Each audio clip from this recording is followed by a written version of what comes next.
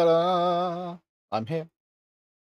Good, well, afternoon from wettish England. Sunny Cornwall, as it always is.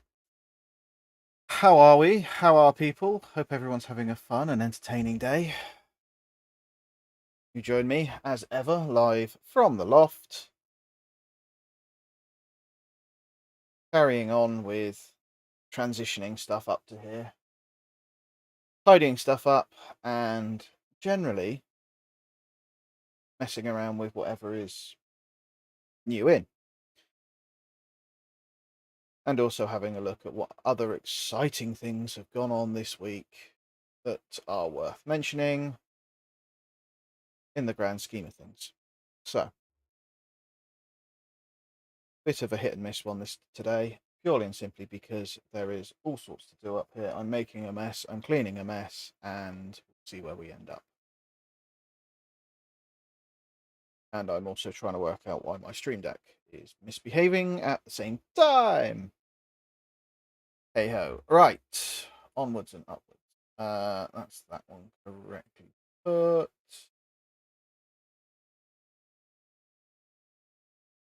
Okay, don't need to do that. Let's just see if this is behaving.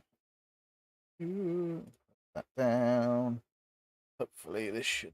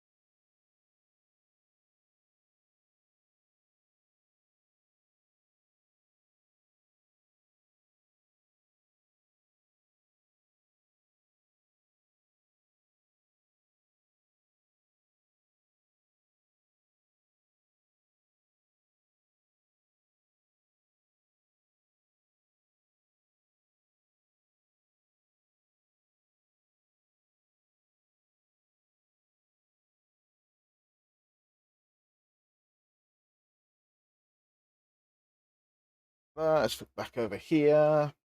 I have got a Dell R230 in for filming and playing with and everything else that goes with. But it's a bit loud, and I don't know why. So I'm guessing it needs some updates, which, considering it's a smaller server, it's actually louder than an R620 at the moment. So I have plugged in iDRAC.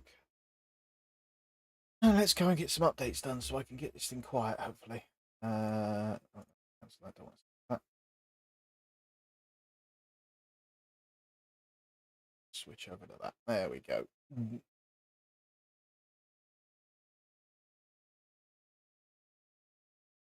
So, other than being incredibly out of date because it came off of eBay, where are we? Update roll after. Let's hop in and get some updates to this little bell.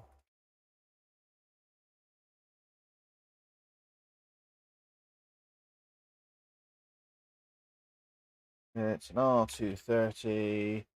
It's an XL R230 for some reason. I don't know what the difference is at the moment.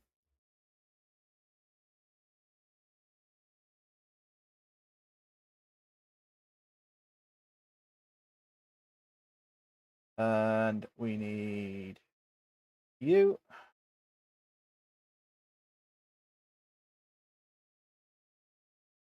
And we need you.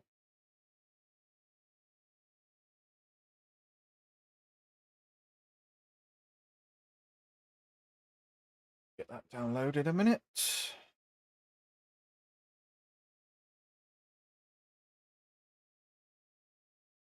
And let's grab the latest version of iDRAC. Upload you.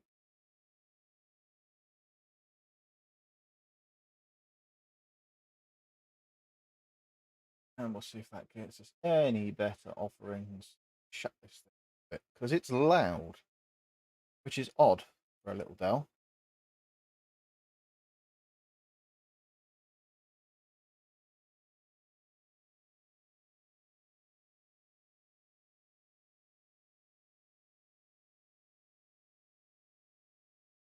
I think what other wonderful things have come along this week that have caused fun and games?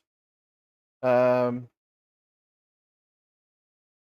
anyone out there who's watching this that is still dealing with the Rackspace debacle, yes, hopefully by now you should have had either at least a notification the Rackspace will be exporting your PST files soon. If not, log into your Rackspace control panel and see if they've actually started or have already done it for your account, so you can download them and at least get yourself off of Rackspace.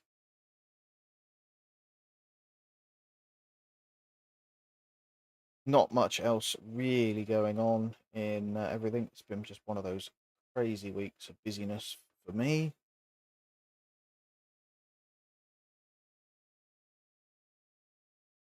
We obviously had the G5s going out of EA last week. Right, let's see. It's uploaded. Current. Quite a jump. Let's install. Cool. Right, that's that. Where is my job queue on?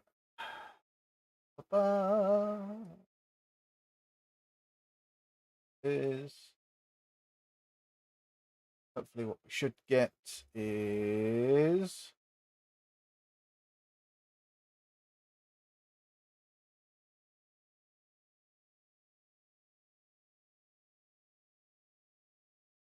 yeah. At some point it's had a rollback. Interesting.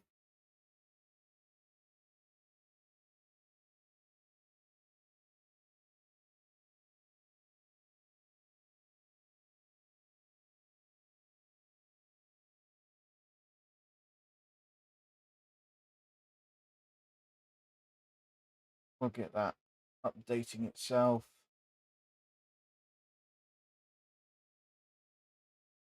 That's fine. Hopefully we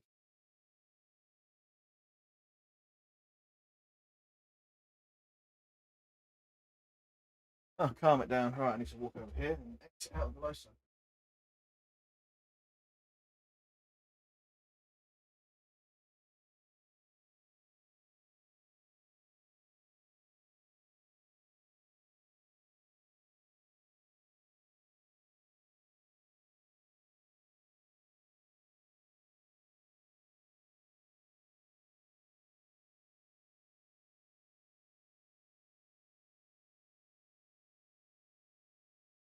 Come on.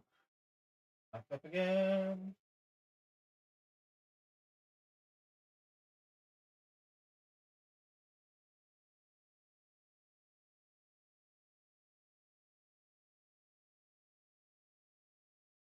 Life cycle controller not available. That must mean that it's updating. Indeed, it is. Which is fine.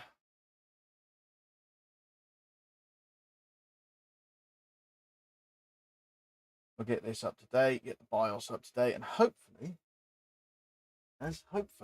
that will give us a bit more fan control. Oh, seagulls are out today.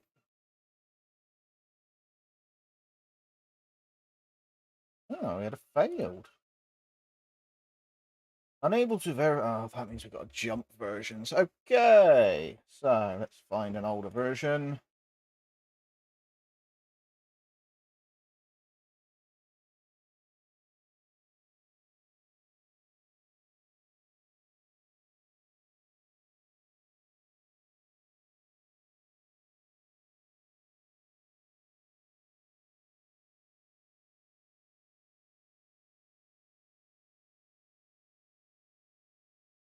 Let's grab two. Let's grab 50.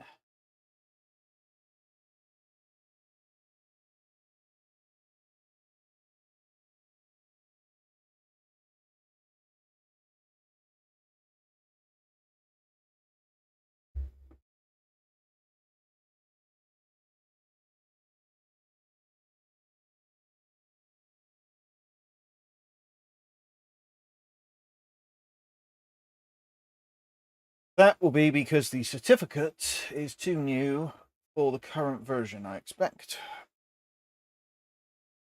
But it's no surprise it does happen. At least with the Dells, they're a bit sensible in that they let you stop before it bricks it, unlike the Lenovo's.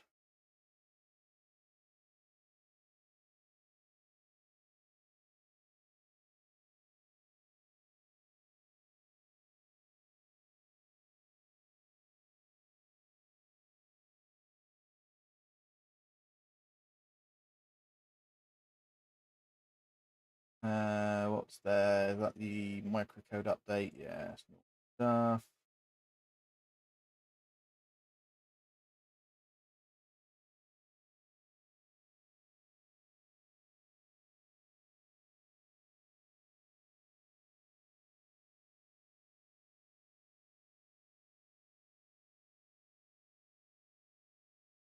Sure, that doesn't version jump.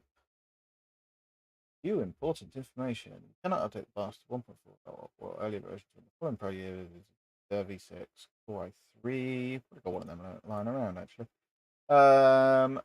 What else?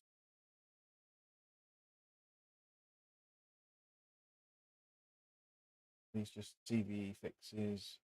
Likely, yep.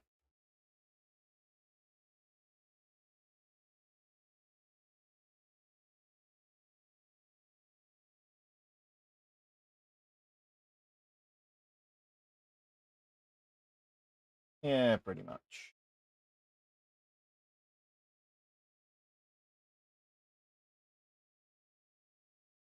Yeah, all security updates, that's fine.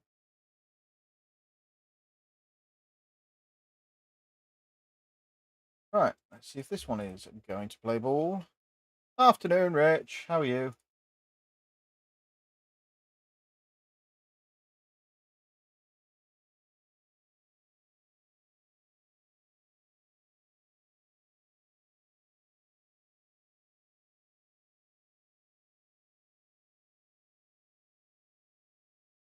afterwards. Right, let's get this installing again.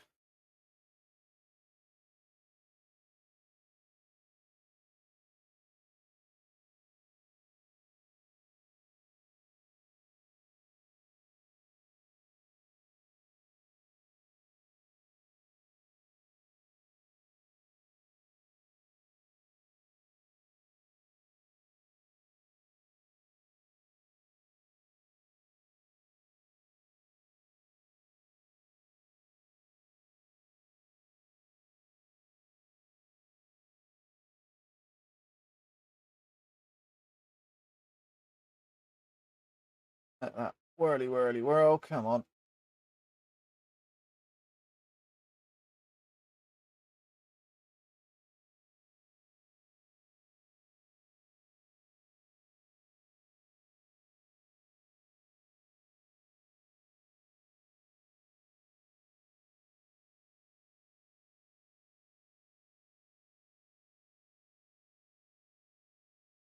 My audio seems not to be working. Is my audio behaving? Oh, you haven't missed much. Is my audio behaving itself okay?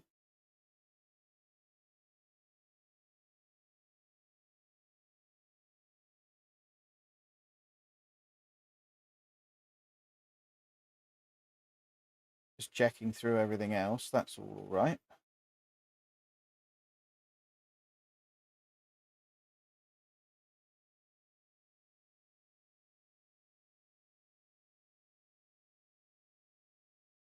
Let me just check some of my other scenes while that. Hold on. Oh, there we go. Right. So install.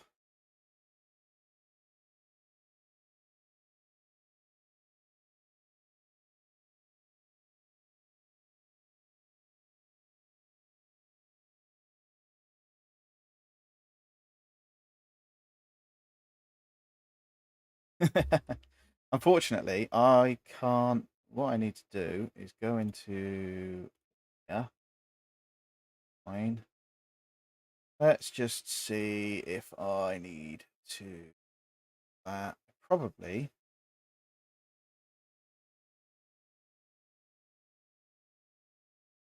need to add about that in. Let's see if that improves things. Sorry if you've gone deaf now. I've just added a bit more gain into the system.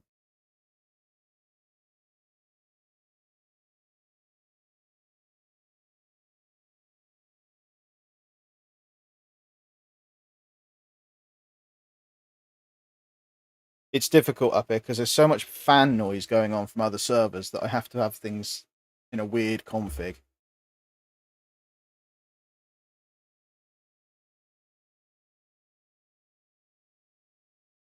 Otherwise, all you'd hear is the whirring of fans going on all the time.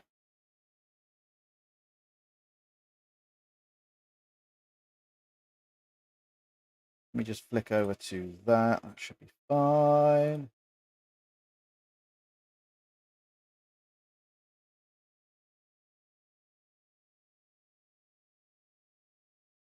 That's all right. Work that one out. That would be why that one wasn't working. There we go. Right. All right. I had a message saying that my audio wasn't working, but it wasn't because I didn't have a source selected. Good old OBS.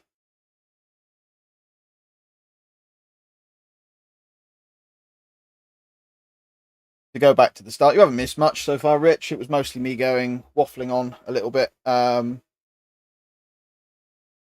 Just saying that obviously Unify OS 2 is now out if you've got a Dream Machine Pro or Dream Machine.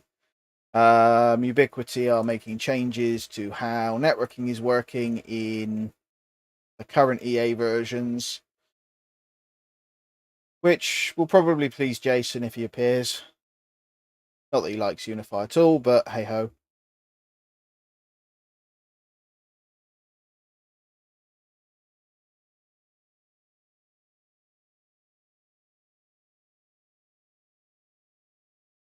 Hopefully that should update itself. I'm hoping.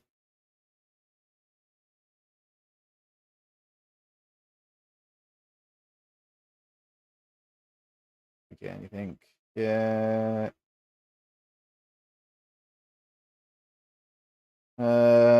That date and time is completely wrong, but hey ho.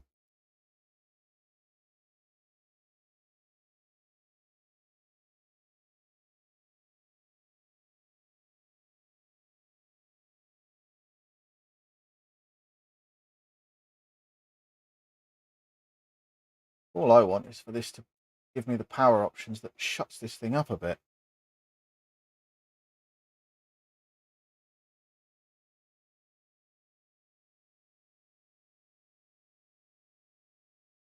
Reboot this again.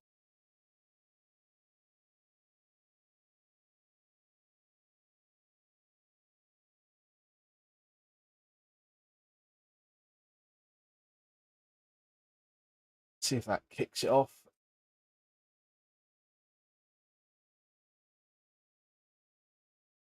Hopefully it will. There we go. Downloading.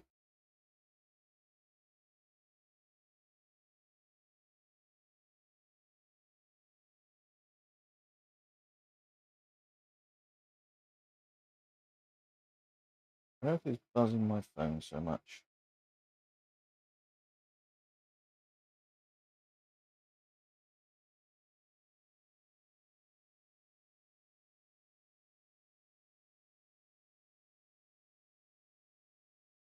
But you, AP's dropping offline. That's all right.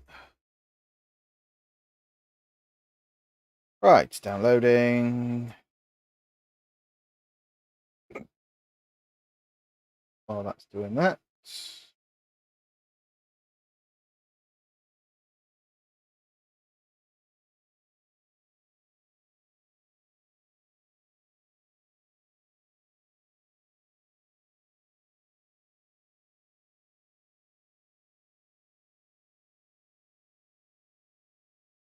Okay, it's got the day right. Must be the time zones wrong.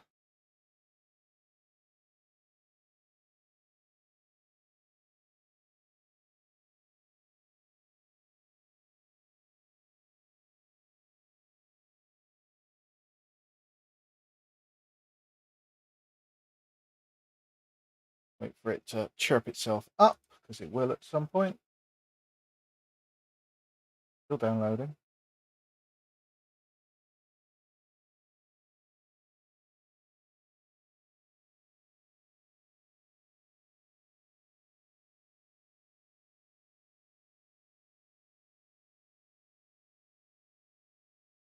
Come on, wakey, wakey.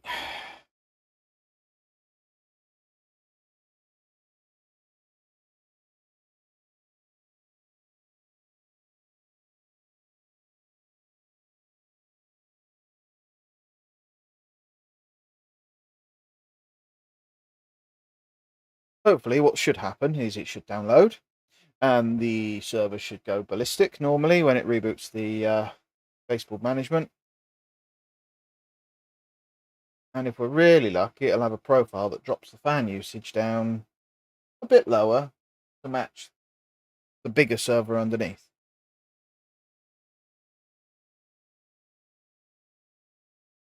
Is the plan.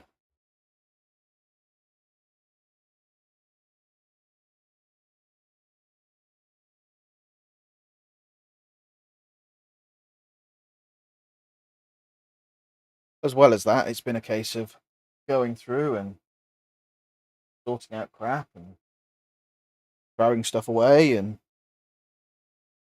maybe potentially trying to work out what I'm going to do with a server from 2004. At least I think it's from 2004. Might be a bit earlier than that.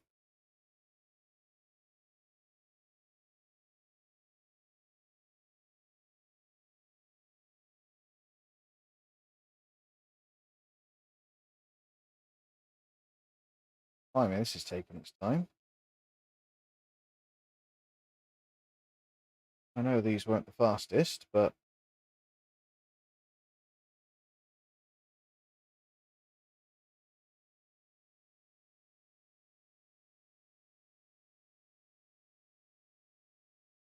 yeah, that log out, that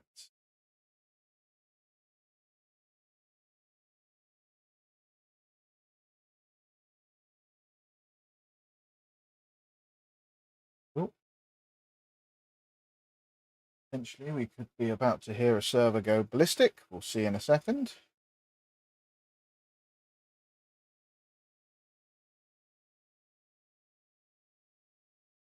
There we go. So that's that rebooting.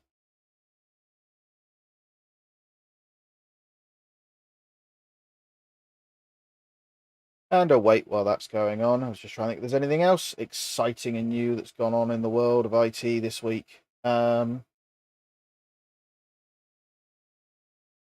No, not really.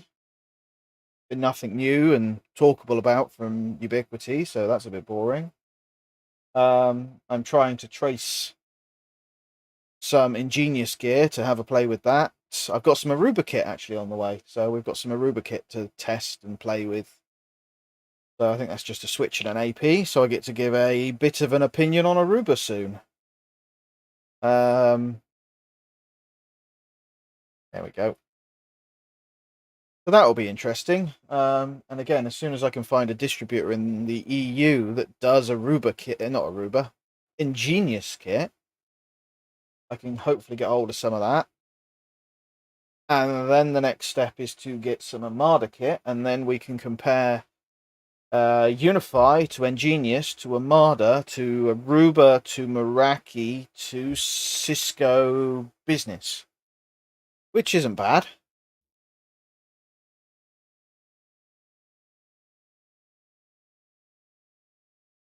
I suppose I should really get some Micritic stuff as well.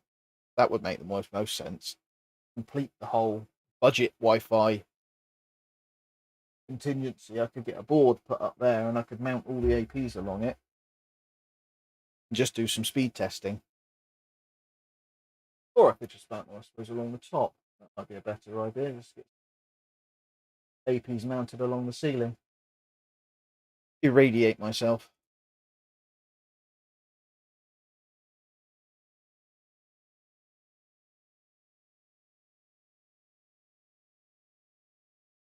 Fans have picked up a little bit on the server, so that means it's updating.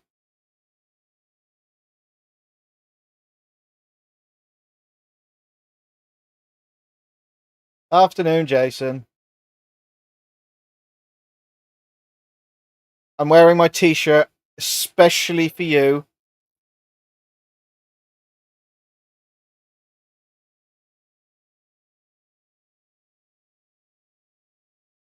No, it was the first one I grabbed this morning, and it just happened to be this one.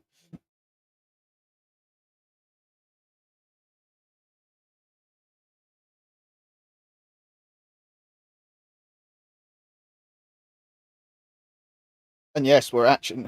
It's not. It's the afternoon over here. Here where the time and the history and everything happens. No, because I'll get kicked off of YouTube for nudity.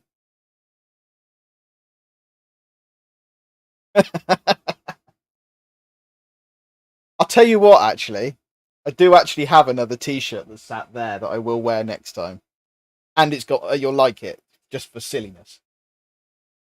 I was just saying earlier on, actually, you'll actually be quite pleased. There's some changes coming that you'll like. Might actually not change your mind entirely about Unify, but it might make you a bit of a happier bunny.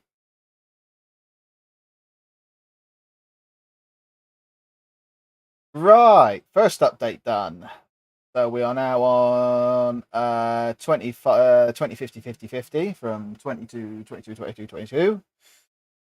So into here, into updates again. Choose the file.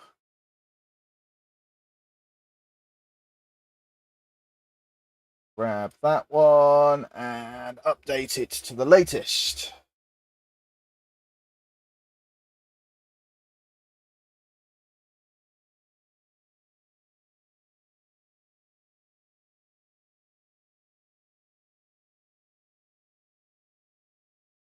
So you know how you were whinging that you couldn't specify VLANs per port? This is the current early access version of the controller, so obviously this is subject to change, and it probably will, because it's a bit janky as hell at the moment. But look, I can go in, I can select a port, and then I can say what VLANs I want to allow, what VLANs I want to block, so you can amend accordingly, so I can add different VLANs to it. You know, like how you were whinging that you couldn't do. So this is coming in the next version of the controller. I don't know if it will look exactly like this, but yeah, we're getting port-based VLANs. So there's a normal port, or in fact, that's probably more akin. So by default, obviously, it's still an all, but you can set the native VLAN to be whichever one you want. And then you can say, actually, I just want those two to be tagged in there as well. It's always been there. It's just been done in profiles. They're just changing how it behaves. I can't help if you're picky.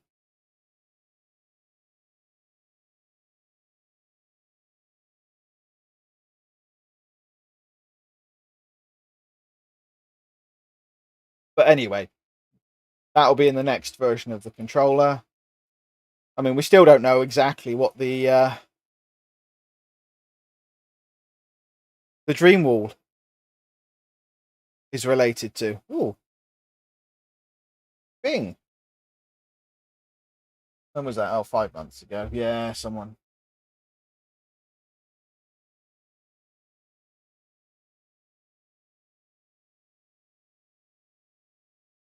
Search on the image. Right. So let's install the latest version of iDRAC.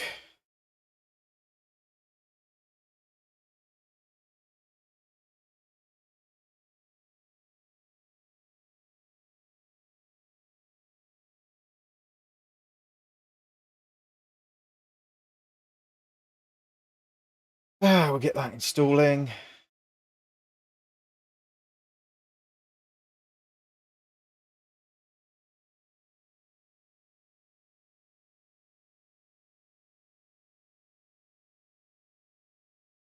And while we're doing that, let's go back to here. Out of interest, let's have a look to see if the generic R230 has got any more updates to it. No, not R620. I wanted an R230. R230.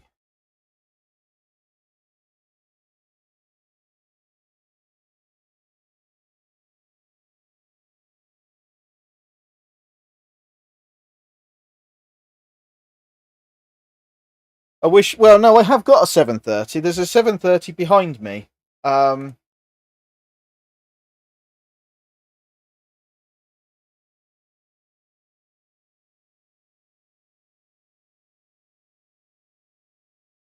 I missing something there? No, I don't want that. I want.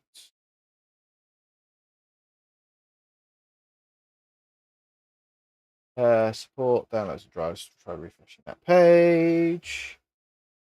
That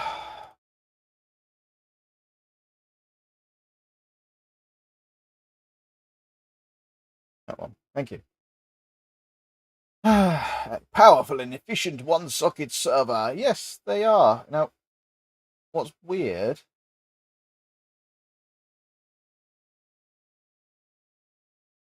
There we go. Thought there was a newer version. Let's grab you.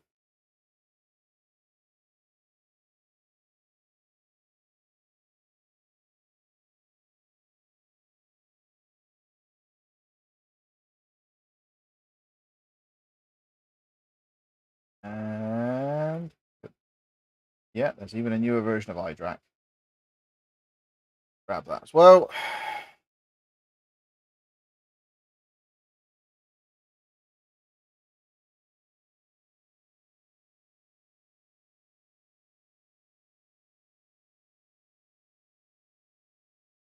Mostly updates because the damn little bugger is loud. I mean, this is an R230. This is a single socket V5 Xeon E3 Xeon V5, so 7th gen core series, but it's actually louder than the 620 that's below it, which makes no sense because it should shut up and it's not. So I'm trying to work out why it's not being quiet. It's not exactly being crazy, but it's louder than you'd expect for that size little server.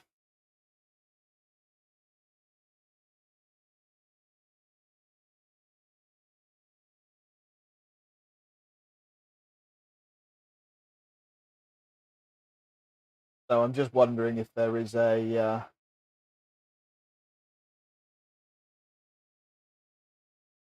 update out for it that will shut the thing up.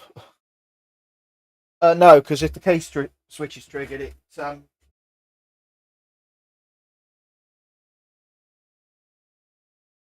do that, and it goes a bit crazy. Ready? There we go. You can probably hear it now. It's not exactly subtle.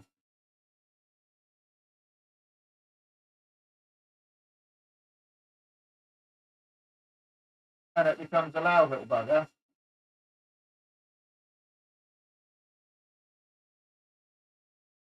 But I don't know quite why it's holding the fans up the RPM it is.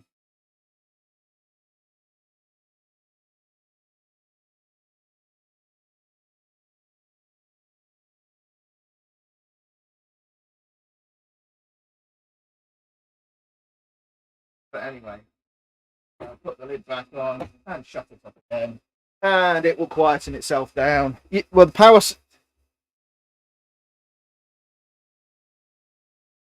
settings are set to OS control, which is correct.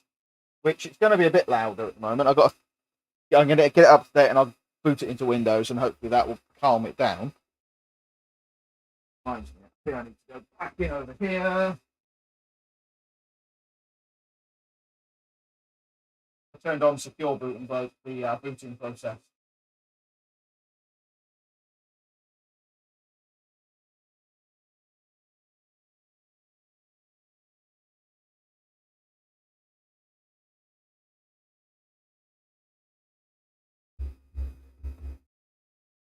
Yeah, even with the power settings set to OS control, it doesn't throttle down to idle, which it should do.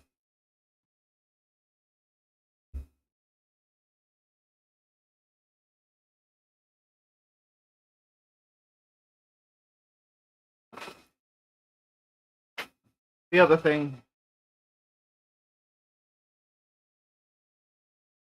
that'll be iDRAC doing its update. Means we probably lost that.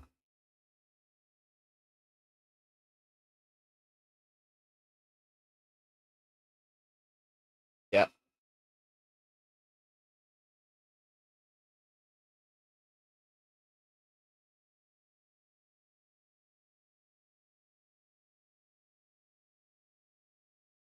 It's better.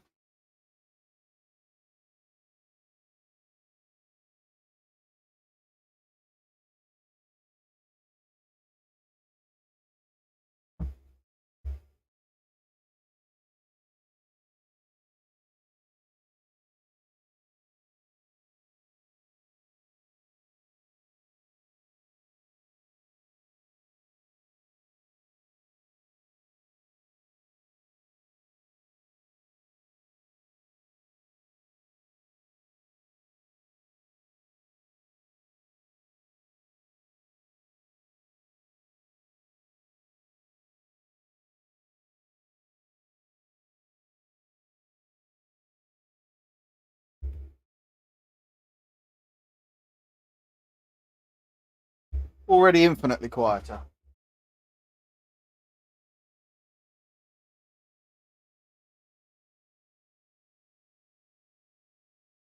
Obviously not as quiet as when it's turned off, but who can guess what the iDRAC password is? Let's see who remembers what iDrak's default password is.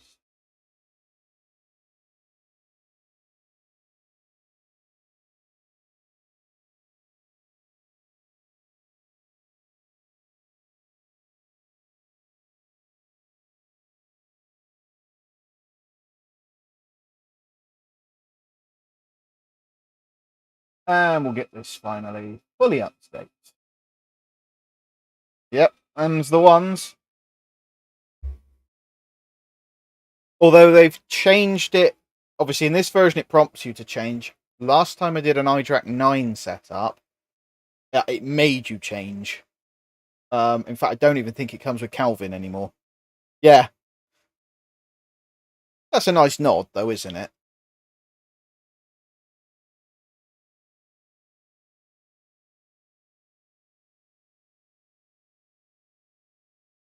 Everyone who uses iDrak has to type his name at some point. It should be the way.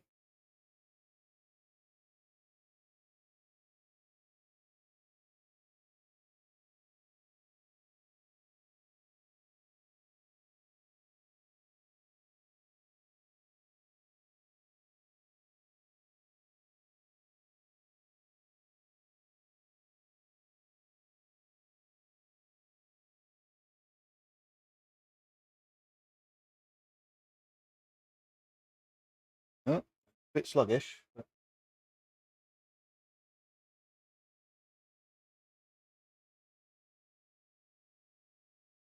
give it a restart. A refresh, sorry. La la la.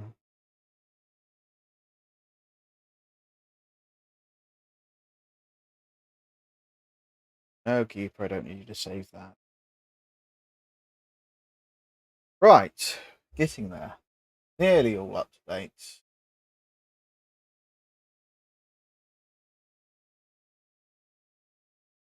Let's see what happens when we choose the latest BIOS then. Upload.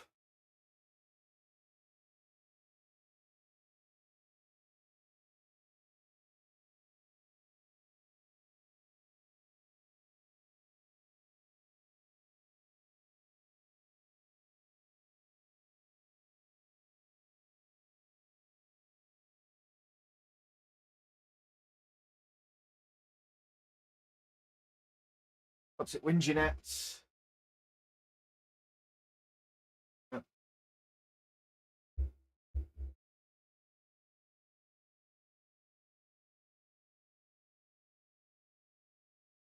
Install and reboot.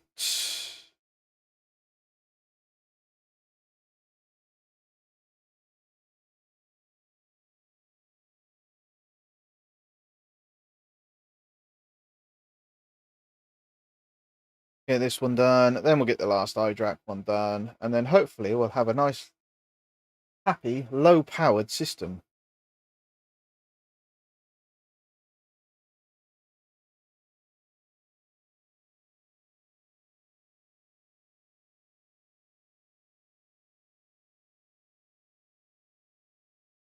He says.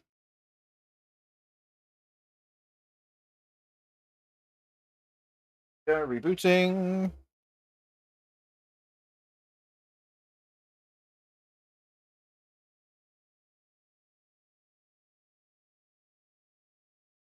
And see what that boots up with.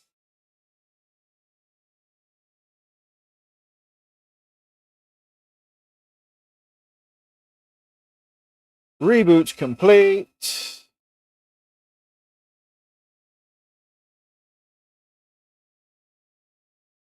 Into the lifecycle controller it goes. Oh, there we go. That's the firmware update. I wouldn't be surprised if you can hear it. I mean, it's throttling up and down.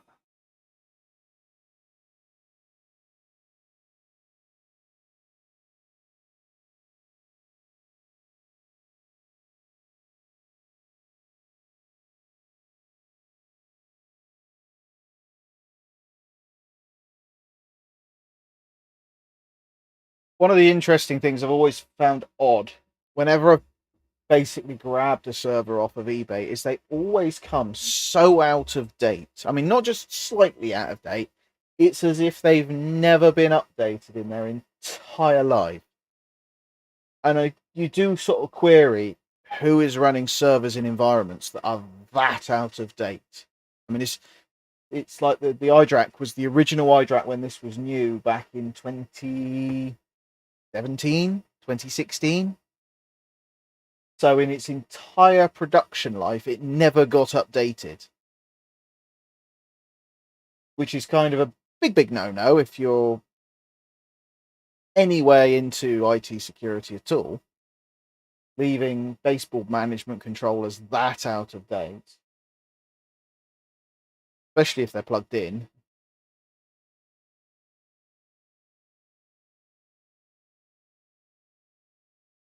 Every single, well, not just Dell, every single server I've had has been out of date. The 2 HPs, the one I'm using now, and one I'm using as a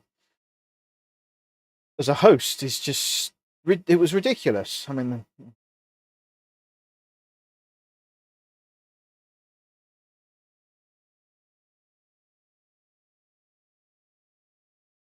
right, we'll let that update itself. And yeah, I don't think there's much else been going on this week. It's been a quiet week in the grand scheme of things, I think. No one's jumped up and down. No one big has been reportedly compromised that I know of.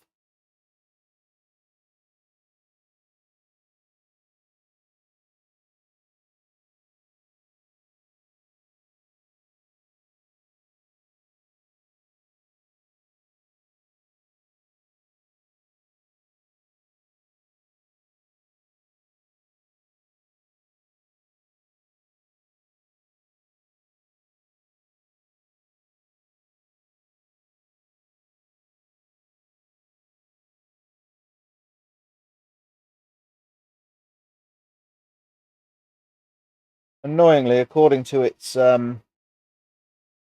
service tag, this server should have had iDRAC Enterprise on it, but whoever wiped it took the license out.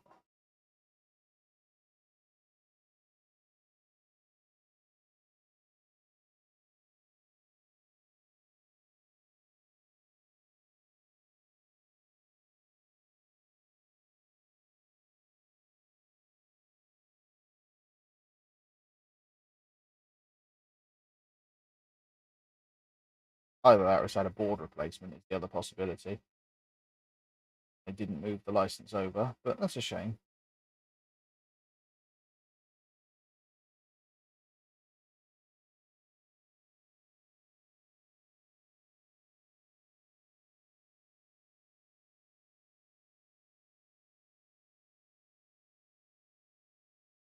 Let's see if we've had a BIOS update. Is it going to update itself? Come on.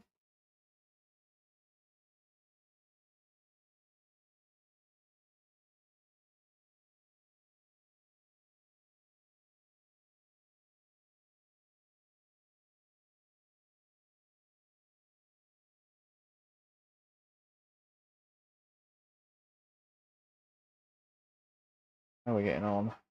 It's at 1% still. Gonna get a refresh.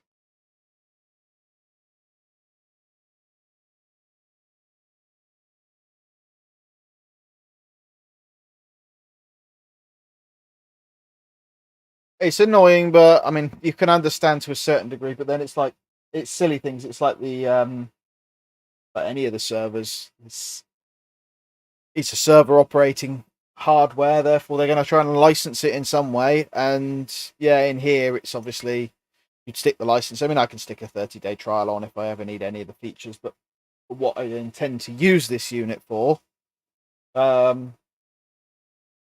don't actually need iDRAC Enterprise on it.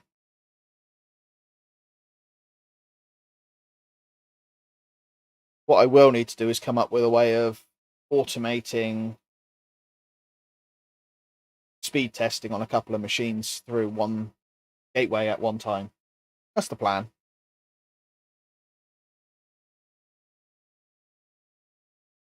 That is assuming I've not just bricked it. It might have well. It doesn't seem to be doing much. Oh, that was just on the.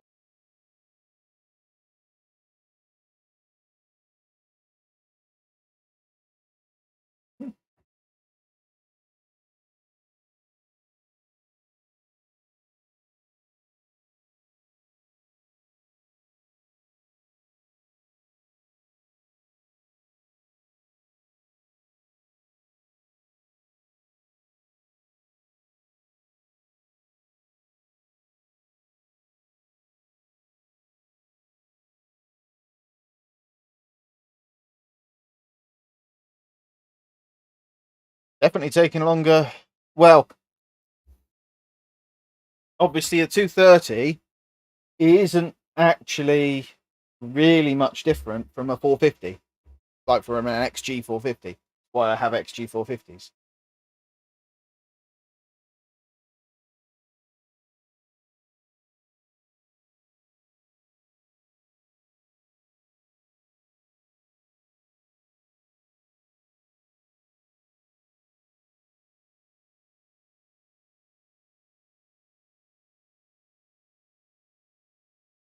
No, don't need to save it.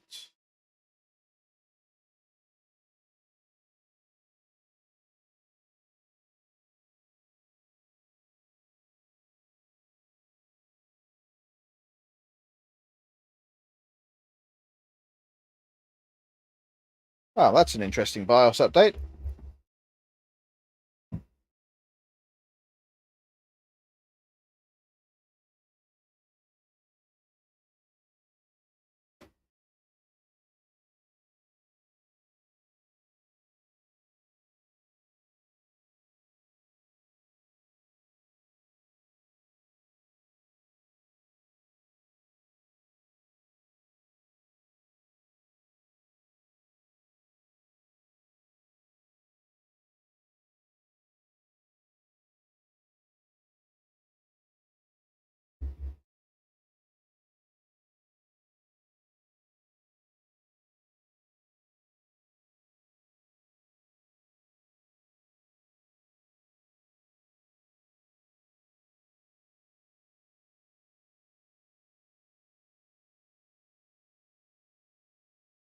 Let's have a look. That one. No. Anything silly that's got to be done beforehand? A bin.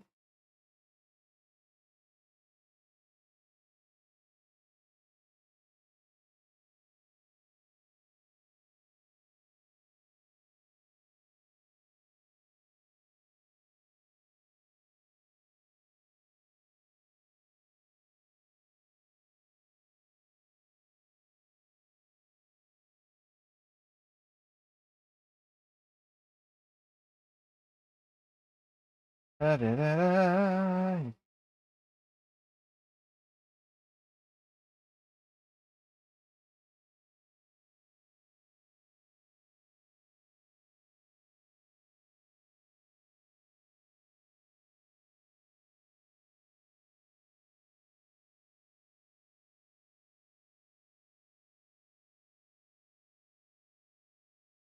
Nope, not happy with that, which is weird.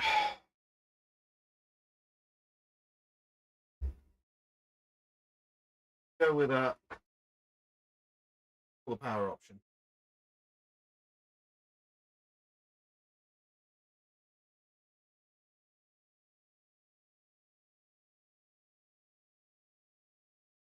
Fixed it.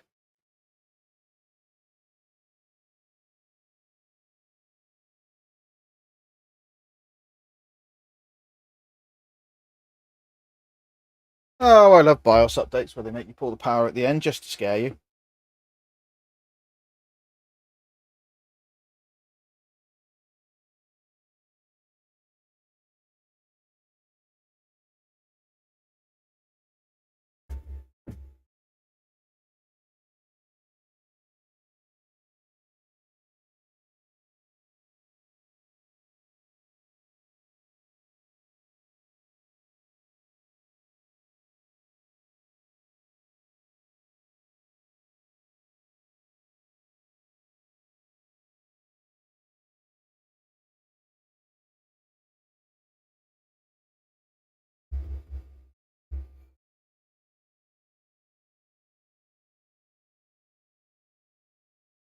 And that is the joy of working with servers. Sometimes you quite literally have to pull the power out the back of them after they do a BIOS update.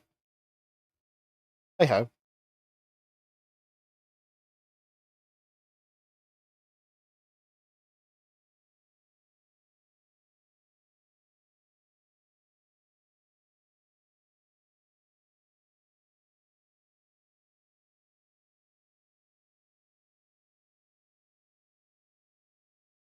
The iDRAC IP is question mark, question mark, question mark, question mark. It's quite funny. That means it's still initializing.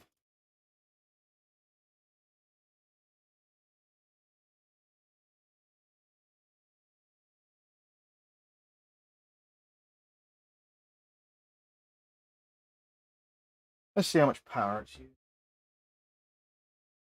40 watts.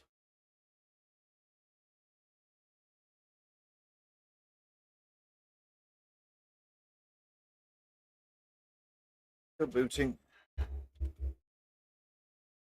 There we go.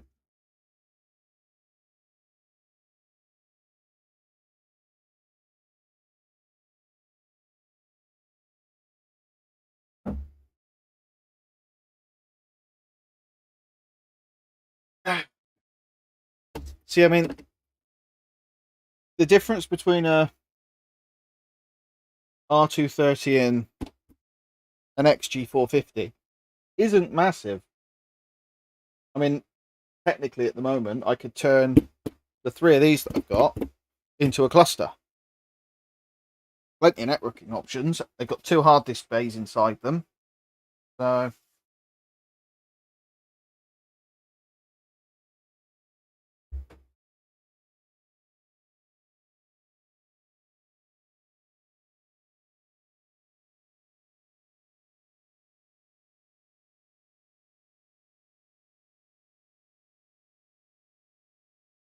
they don't use a great deal of power.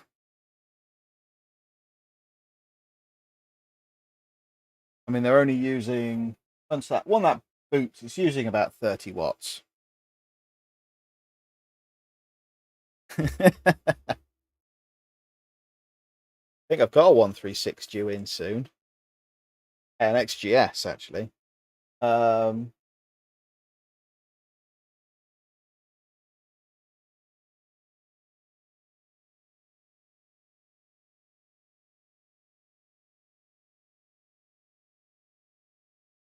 so I'm trying to get everything set up here for speed testing because I've got some XGS 116s in downstairs, and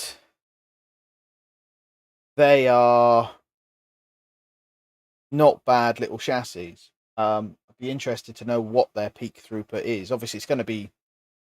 I think if they got it's going to be gigabit because they have only gigabit interfaces in them. But it'd be interested to know what they could do with the full scanning capability on. Right, final update. Let's get the last iDRAC update on.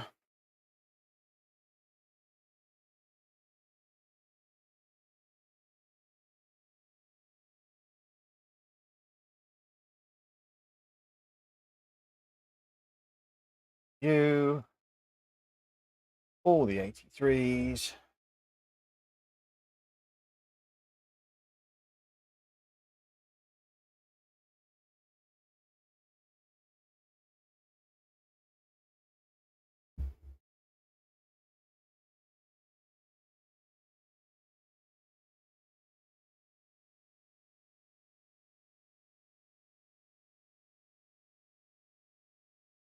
Let's just see if a different option.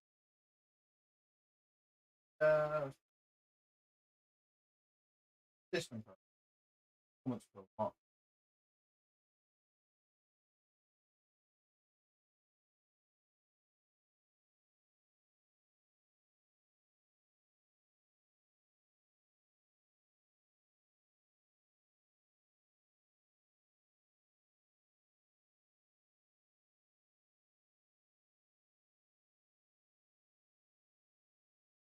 Figure the network settings on it. It was the iDRAC on that was that old. It didn't actually have the option for checking for updates on the lifecycle controller via HTTP, which has been part of iDRAC for 4, maybe 5 years now. Or sorry, HTTPS.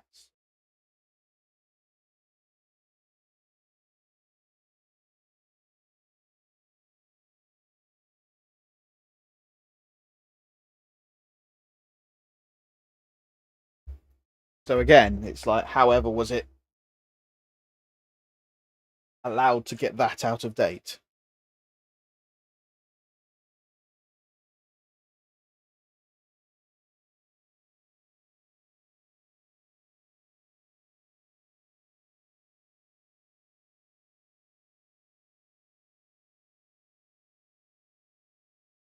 Let's see what we've got in a job queue. We should have one.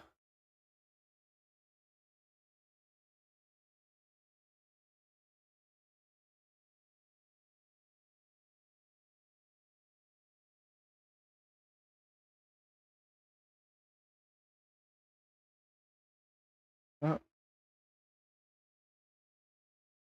it's checking. Oh, blimey. Actually doing stuff.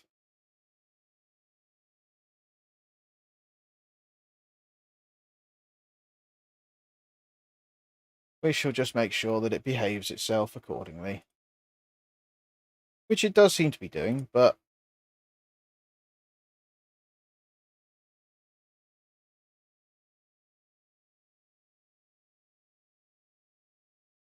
oh, I forgot. Hang on. What's the error then? Unable to connect.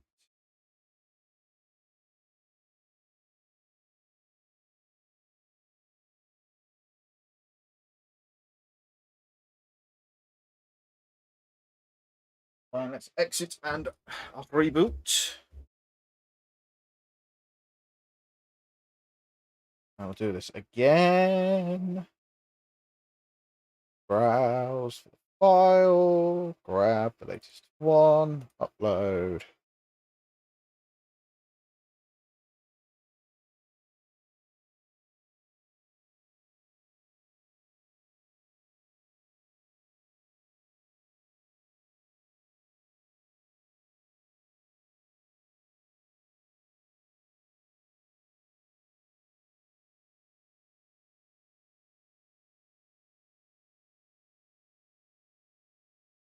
Does seem to be very sluggish with this new BIOS on, but that might be while it's sorting itself out.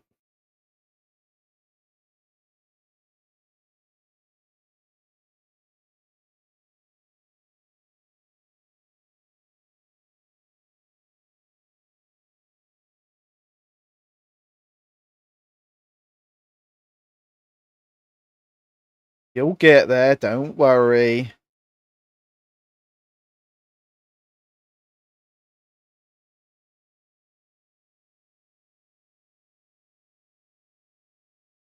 If anyone is watching this, go and find Jason. Go and sub to Jason. Jason's Lab on YouTube. Help get him over the 1,000. Make him a happy chappy.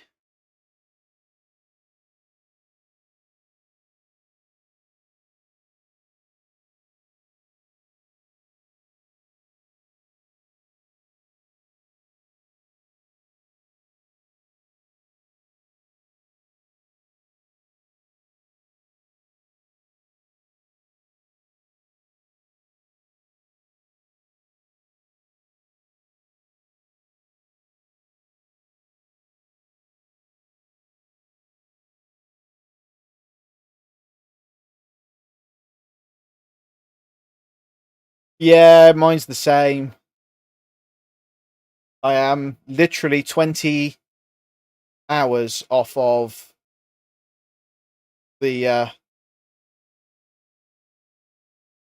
the threshold. The plan is it's obviously going to go on a video in a bit once I've done it, is to record a video on the good, the bad, the indifferent on them. It's going to sit in my new rack as a source effectively for testing 10 gig or testing firewalls is the plan. Sat in the back of it is a dual port 10 gig card and a dual port gigabit card. And the idea will be to test throughput to the firewalls, but I'm going to need to, obviously, again, I can fire up speed test the speed testing server, but it's the idea is to speed test not just general throughput, because as much as, again, it's not just about throughput between, say, VLANs, it's actual WAN throughput, so inspection throughput, HTTPS throughput, all that stuff. Having it so that traffic is actually properly inspected, because it's the one thing that is often missed. Working out what actually can cope with generalized, like, people love the big numbers, but when you've got the business side of things, the numbers are great and all, but they're not necessarily what's needed. Having a 10 gig router is great, but if it can't route at 10 gig firewall throughput, it's not a 10 gig router. It's a glorified network switch. And I've got enough firewalls here to test that with. Plus, I can do a direct comparison, as it were, with firewall software, because I've got all the 450s. I've got 3 identical firewalls. One's going to end up with XG Home on it. One's going to end up being probably a HA pair to that, and the other one I will probably start off with either PF, probably OpenSense on it, and do a comparison to see how the softwares differentiate. I'll get anything and everything I can. I believe I found a trial version of the Palo Alto software.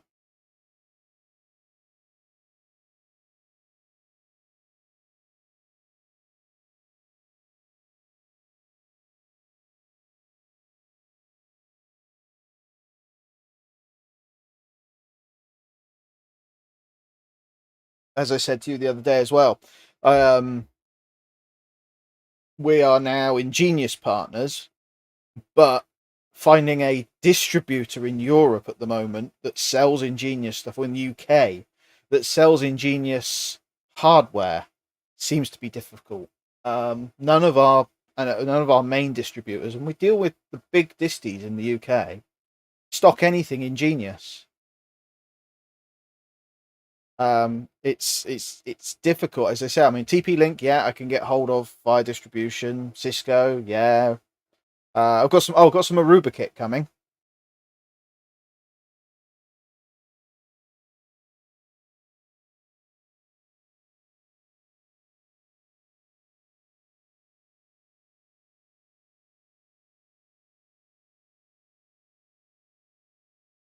But yeah, getting Ingenious kit in Europe at the moment, they're a bit slim pickings.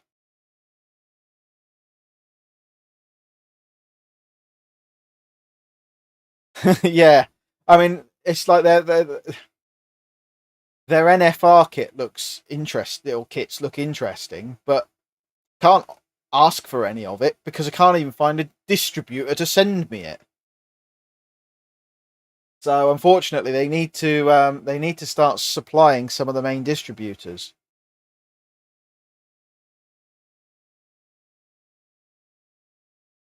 Did that install, or did I tell it not? Oh, did I do something stupid again? I did press install, didn't I? I think you sent me a picture of that one as well earlier. I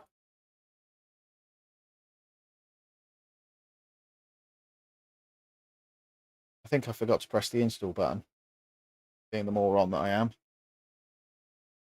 Distracted.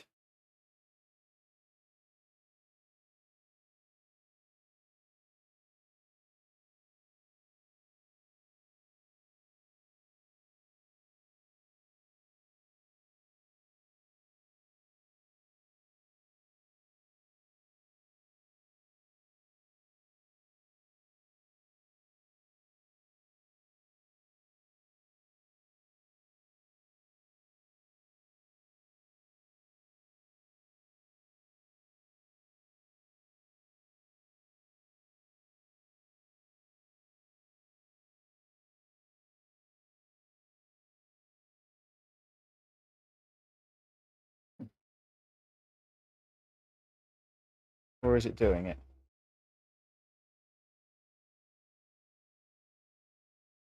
Oh, it might be doing it. That might be why I'm struggling with the keyboard at the moment. Do do do do.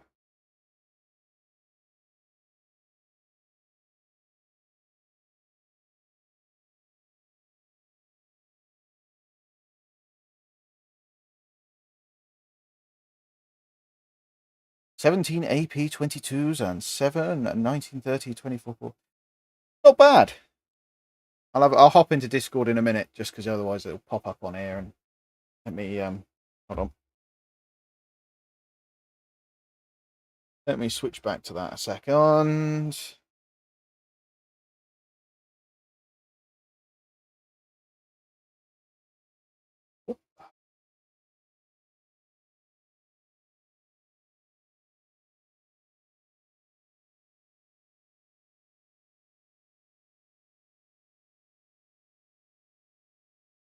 Yeah, I think that was the one you buzzed over to me the other day. It's again, I've never played with Aruba. They're a known unknown to me. So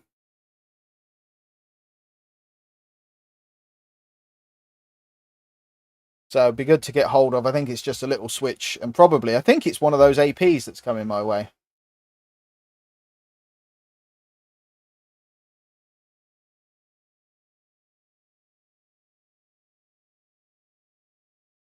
So it'd be interesting to do a side by side.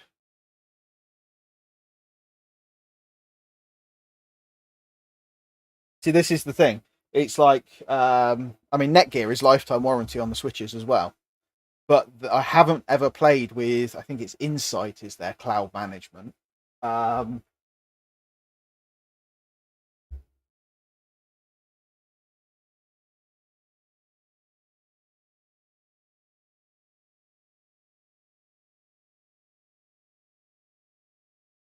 I mean, I would say I've played with Meraki's. I've seen Meraki's do some very, very strange stuff.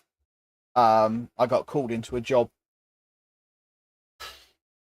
When was it? Start of the year with a Meraki network that was going crazy. To the point at which I was shutting ports off because it was self-generating some weird ass broadcast storm that the guy there was having problems with.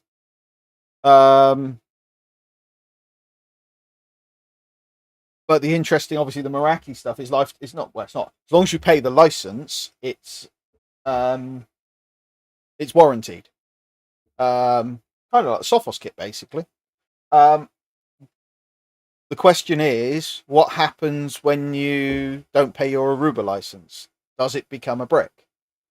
Because that's the important question.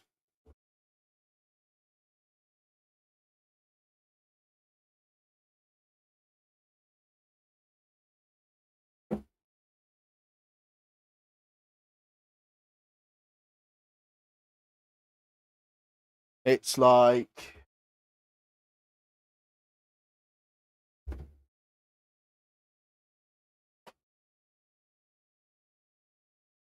so I mean, there's an MR18. That's a Meraki AP.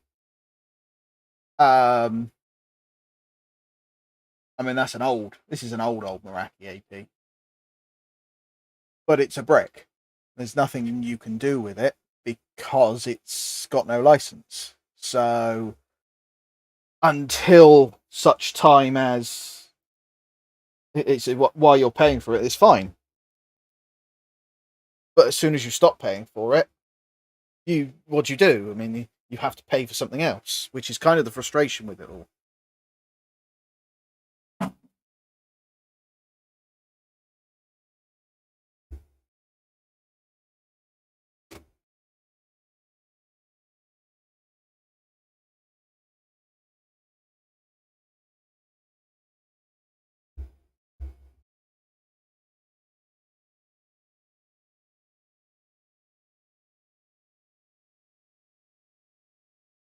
Again, it's it's going to be interesting over the next probably 2 years, especially with obviously with Cisco trying to muscle back into the market. There's a lot of players now trying to get in um, into the back into the small business centrally managed Wi-Fi market. I mean, the funniest one I've seen is are all the Chinese rip-offs now of Ubiquiti, like the UICom stuff.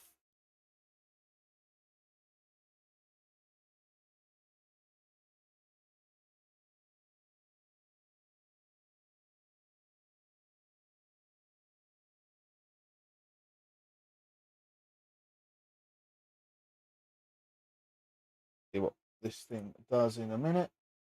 Decided what it's doing.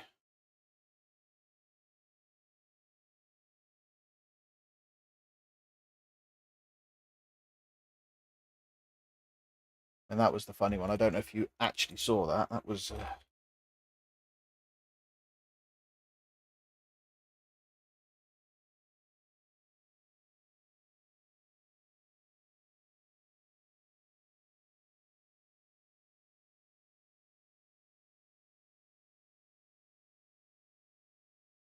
sure it was UICom. It was a direct clone. It was hilarious. Like even more of a rip-off than the Armada stuff. Might have been on Reddit, but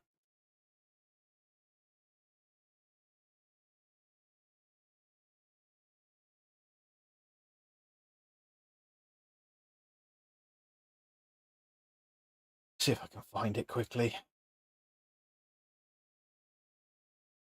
Like even I applied for a laugh to see if I could get any of the kit just to see how bad of a clone it was.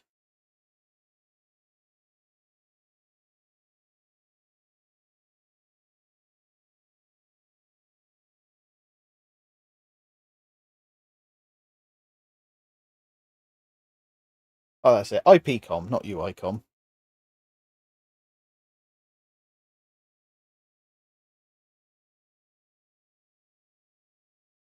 ipcom.com.cn.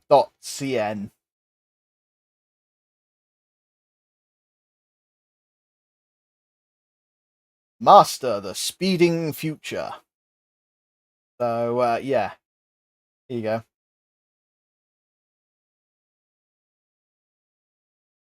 The not the UAP AC lights, the IUAP AC light. This is again the so M up to and M and M. It's just horrendous.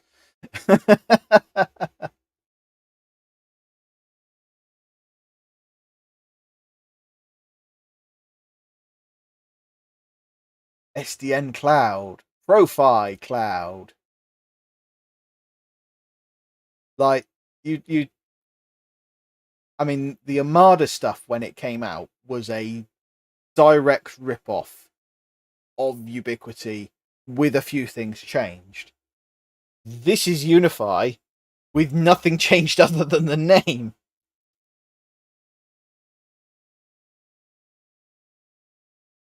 I think I went through this once. So here's some partners. Here's some people that have partnered with them. See if we got any UK ones that we can buy it from. Oh my good god, Ingram. Huh. I don't know why Ingram would want to be a distributor for these guys. That would get them in trouble. Country. I did. Okay, let's go region then. Europe. Britain.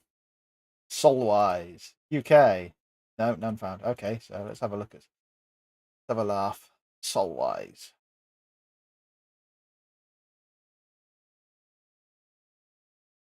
Wi-Fi. Indoor access points and routers. Ugh.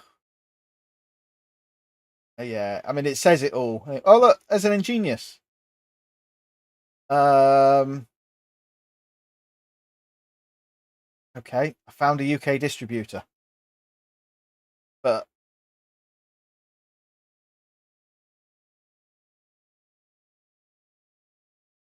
Wave 2, Wi-Fi 6 dual band.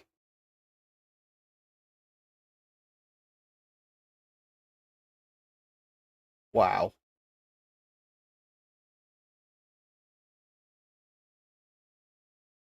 So again, there's so many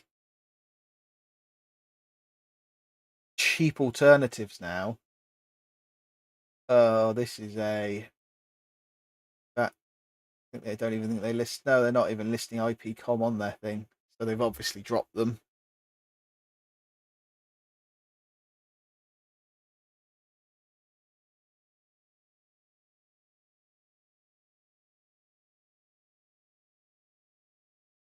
I mean, this unfortunately the sad thing is that people go out. It's like Tender, currently not available. Thank God.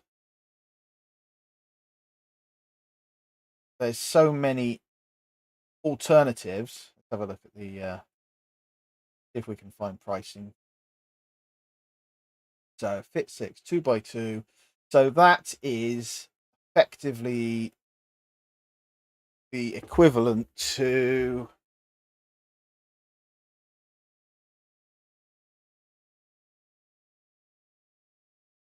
that, which is that's a light 6.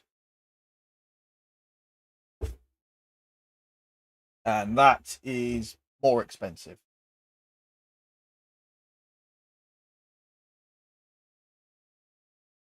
So that's going to be interesting. So that's their fit managed, which I think, Jason, you've got a fit controller on the way. So it'll be interesting to see what the difference is and what it can do.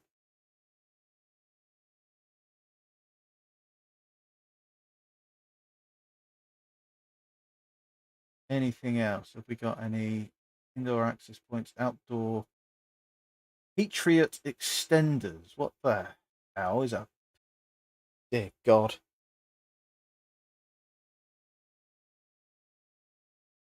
Oh God, that's a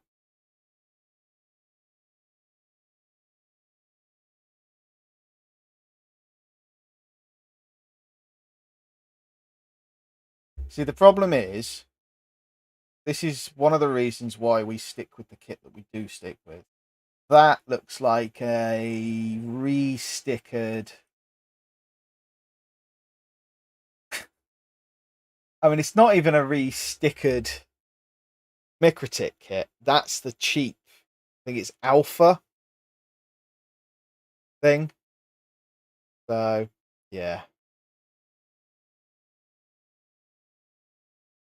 We'll see. I'll see if I can get hold of any kit. If I can get hold of some kit, I say we've got plenty of stuff here to do like for likes. I've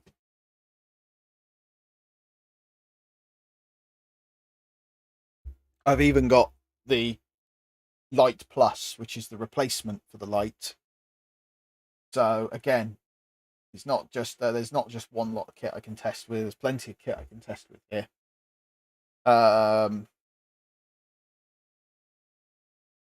Right, finished rebooting itself yet, or is it thrown a wobbly? Need to pull the power, probably.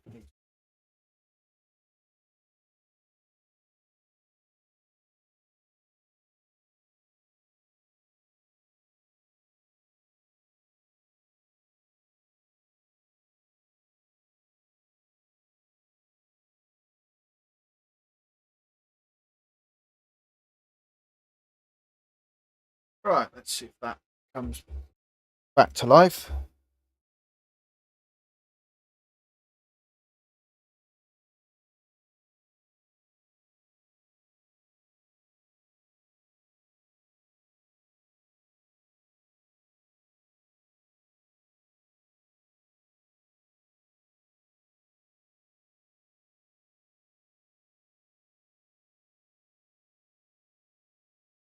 Yeah, that it's just call something a Patriot. Yeah, USB-A. It is. That's an Alpha with a sticker on it.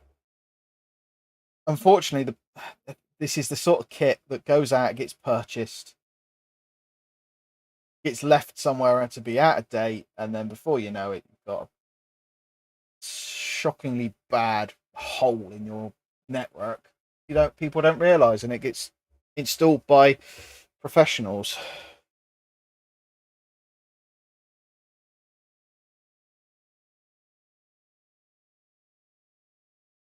there any other? No, they're the only ones. What have we got? Germany. Simplify networks. Translate the page. Try again. Oh, English. There we go. Let's see if we can find some IPcom stuff here and how much it's selling for. Our brands.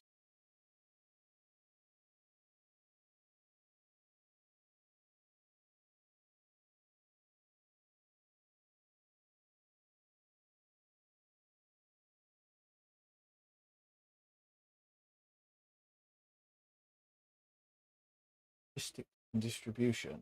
Cyber power.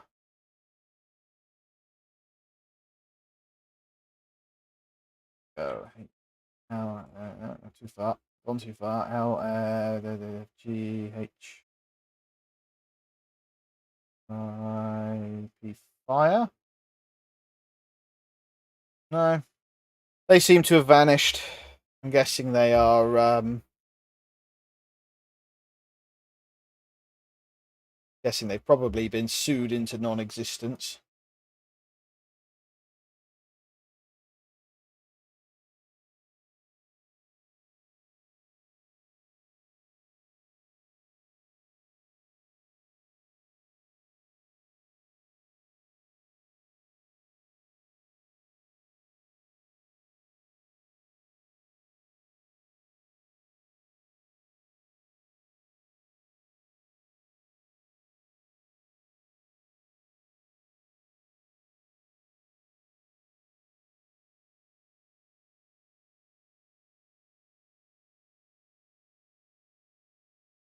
Well, that's all up to date, and we now have, I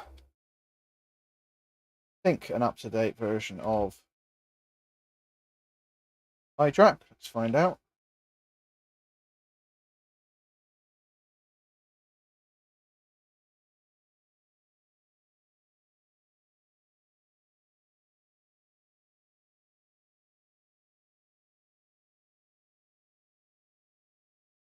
How are we going to master the speeding future? I don't know, because if I click on it, it doesn't work.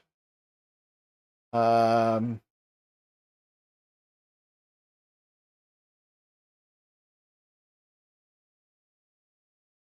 there we go.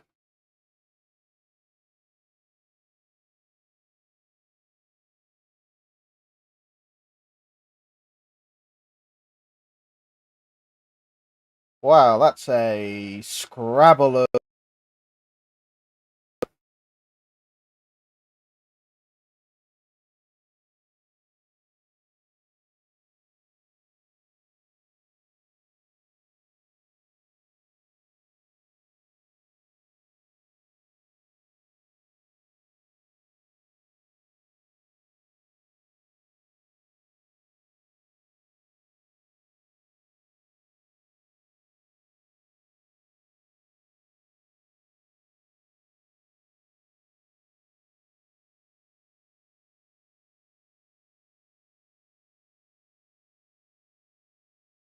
and this is going really, really slowly.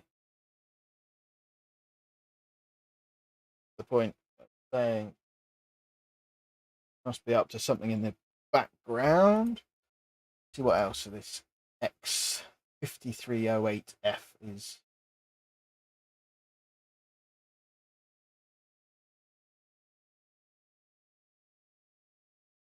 Specifications. Supports all the network standards that you could possibly want. Got a 6 kilovolt power supply. Lightning protection. Okay.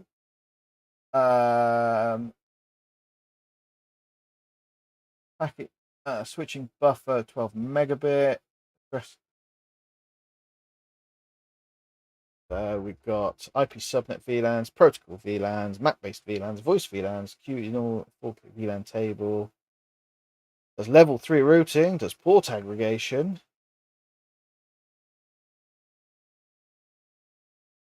What more could you want? Apart from the fact you can't buy them, and I wouldn't trust them in a network anyway.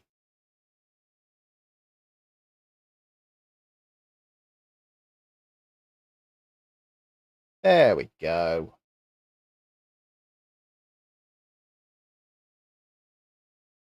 Oh, we didn't do it. Okay. Let's get that updated quickly then. Again.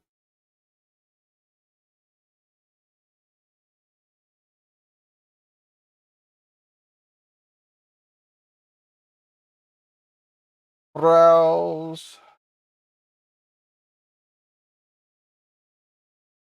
Upload.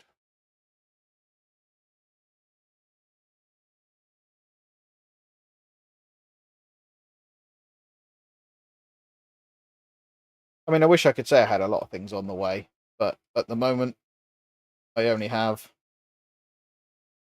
what I've got because there's just too much going on and I've got too much crap up here. But I do have technically an empty rack now as well. So that is one good start.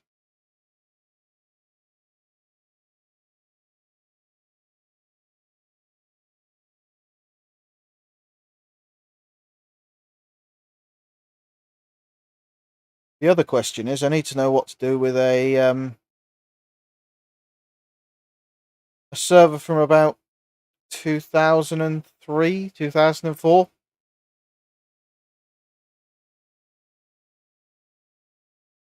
I mean, I can reload it and demonstrate how terrible tape drive backups were because it's got a DAT72 in the front of it.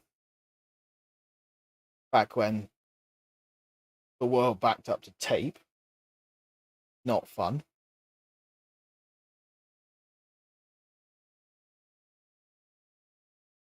Got an LTO drive as well. I need to do something with that. That will be an interesting one to think about. I need a server with a SAS card in it to run it.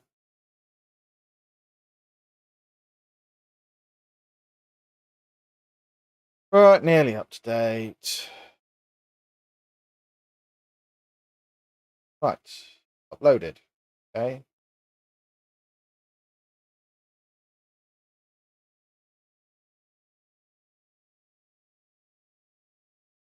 Come on.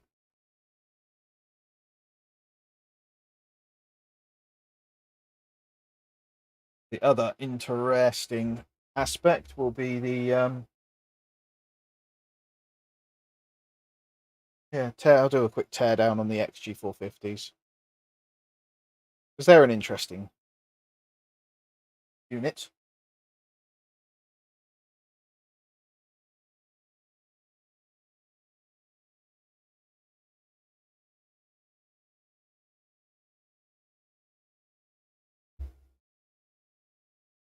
Oh, it's just on stream. It's just streaming at the moment. I will be finished up. Uh,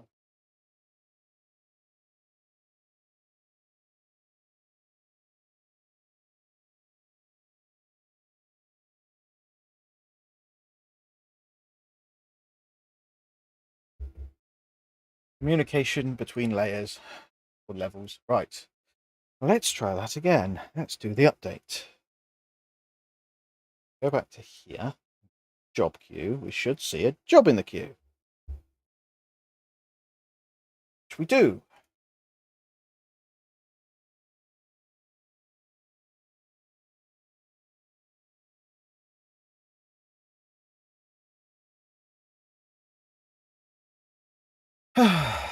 So,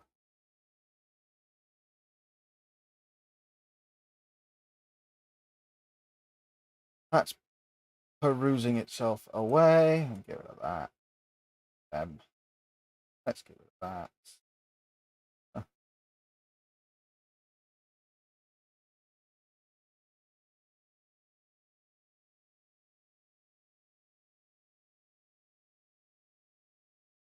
And that go there.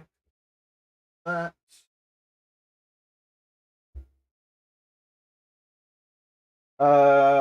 What else have we got in here that is fun and entertaining for the moment?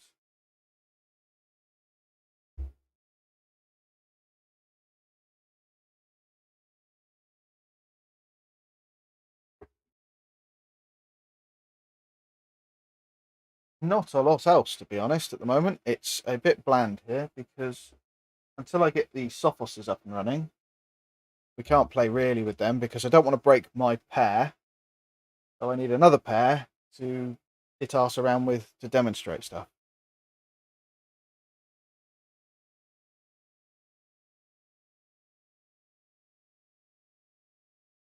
And I need to probably keep a better eye on what's going on in the news for IT stuff because I don't know of much that's going on. Let's have a laugh. Should we see what's happened today? Who have we got where? Bleeping computer will do.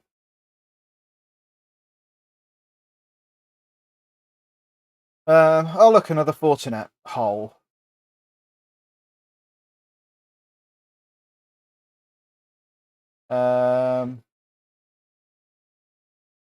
When was that? Yesterday. Oh, GoDaddy. GoDaddy got hacked again.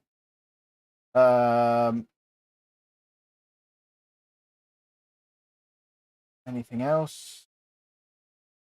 Oh look, another Exchange proxy shell flaw where people have not patched Exchange servers that are presented to the web.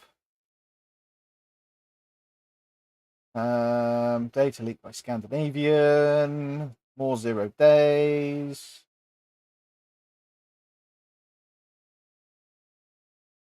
Atlassian data leak. Oh, more IIS backdoors.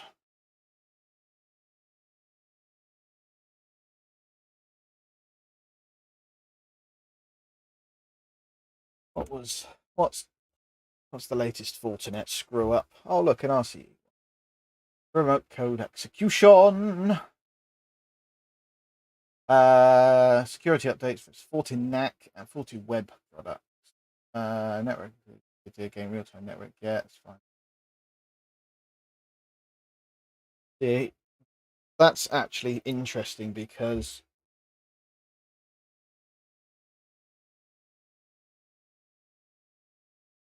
that's something that laugh of laughs. QNAP are doing a obviously let's check products. Something that I think Willie Howell touched on. Pretty sure it was Willie. There they are. The NDR cybersecurity appliances. I'd love to get my hands on one of these. If anyone knows anyone at QNAP, that'd be happy to send me one. Purely and simply because they are effectively just doing packet inspection, but again, there's an ADRA, network detection and response. I don't know if you saw any of these when Willie mentioned them. I'd be intrigued to know what they think they're going to prevent because the stress that is getting people to implement SSL inspection in and out of a network is enough that breaks enough things that most people turn it off. So having it internally as well, yeah. Like the scenarios they explain are quite sort of like random. It's like Airbnb applications. So the Guardian, blah blah blah, smart access. So effectively, it's doing what a firewall, good quality firewall, should be doing. And I'd like to get one just to see how QNAP envisage it to work, because again, it's another one of their solutions in search of a problems. I think. I don't know if anyone has played with, seen these in the wild. I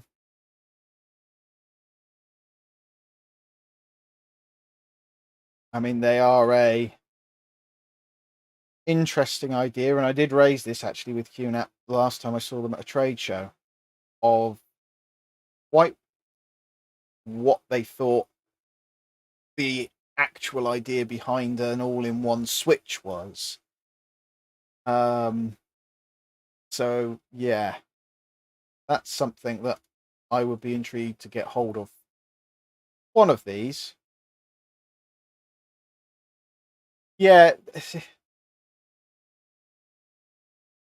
I'm in two minds with QNAP and their switching, because it's like, is it a NAS that's trying to be a switch, or is it a switch that's trying to be a NAS?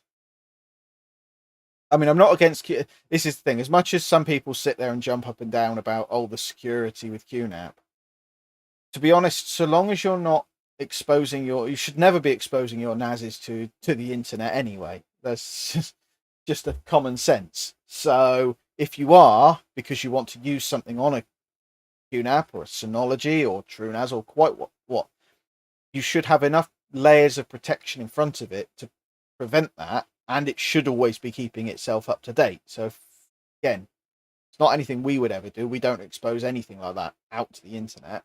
But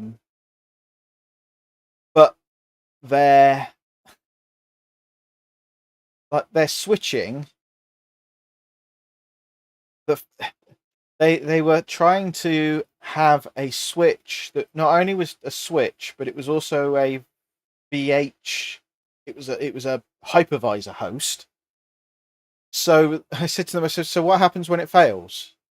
Oh well, you swap it out with another one. It's like, yeah, but you've taken your whole network offline. You haven't just taken your switching offline or your hypervisor offline. You've taken them both offline. It's like, where do you envisage this being used? Well, at small branch offices. It's like, but where? where? I don't know any IT company that would create that big of a single point of failure. I mean, that's the thing. Fine, it's a managed switch. Great, good idea. Another alternative, and if it links in and it's software manageable, perfect. But cramming it all on a single endpoint was crazy. Or it's a switch that's a NAS. It's like, so when your switch goes down, if you're using it as a local storage, well, that's gone. Or if you're using it as a backup location, well, that's gone too. It's a really, really, yes, it's they're solutions in search of problems. Interesting ideas from them. But yeah, one of these I just want to get hold of one, just to see how they envisage it working and what it does, or what they envisage it, because they're very, very vague on how it does anything. Hi, Rich. Welcome back. I mean, I've got a QNAP NAS sat down there.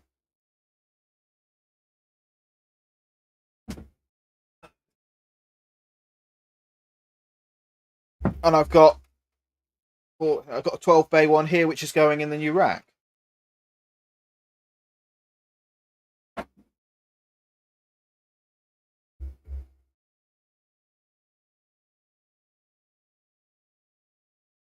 And again, it's, well, I can actually hop into my QNAP quickly.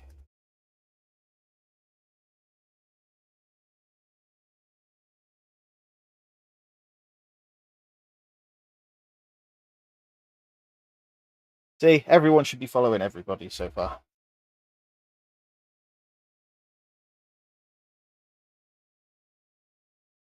See, all this is a backup dump for all my videos at the moment.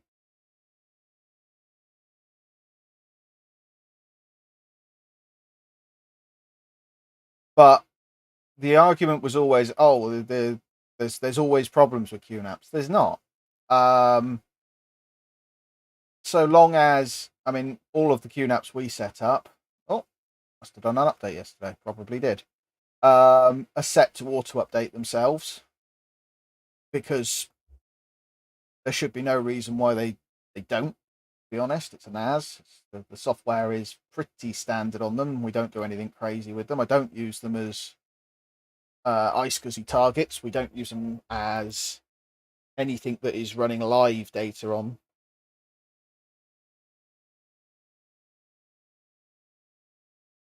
and I'll have to say this, I mean, QNAP brought out their security counselor.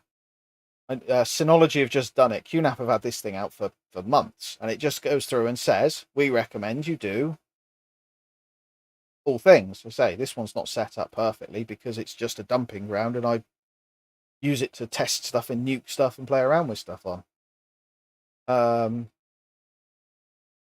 Again, I can probably do a quick guide on how to do a full QNAP setup at some point, because again, they're so easy to get up and running.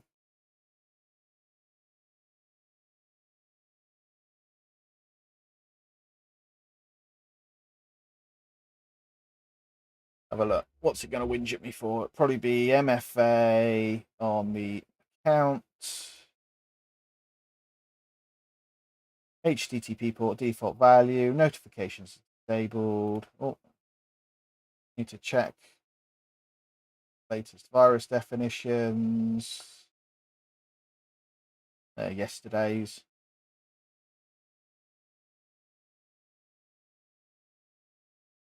And the NAS doesn't force password account change. Fair enough. All stuff I'm aware of, but it's all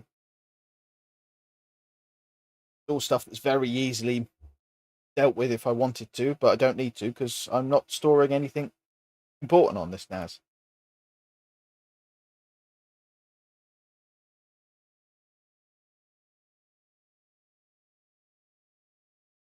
And again, it's all a case of everything is set to update itself, maintain itself, which is the simplest way to prevent anything being an issue.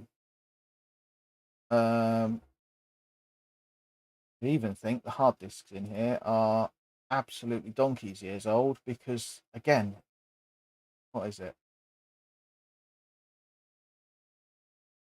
Yeah, it's a pair of random. Oh, that's it.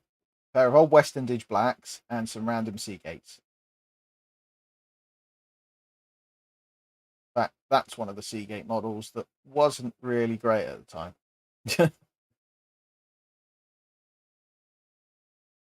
But they are incredibly easy to get up and running with. Saying that, I've never actually played with the Synology, so I can't do a comparison. I know they're good, so,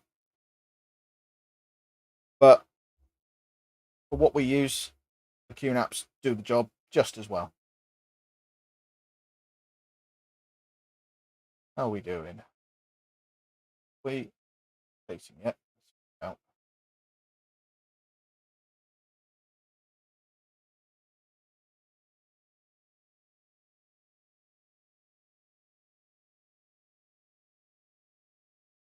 Let's have a look. Are we up to date?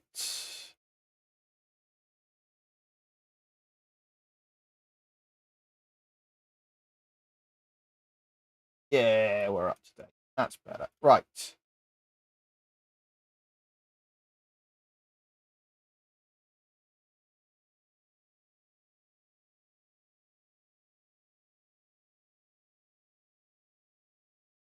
Okay, so that's behaving. Let's just try one final thing, see if we can get this to shut down. Let's drop all the cards out.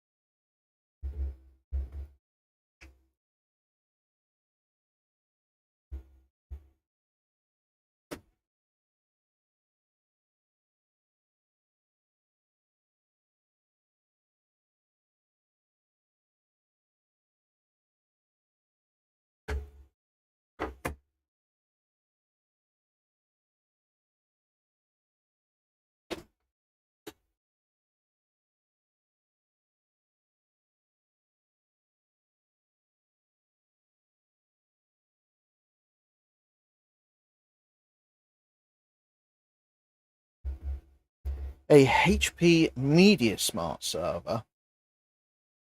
Is that one of those little tiny things that they did when like home media servers became a thing briefly.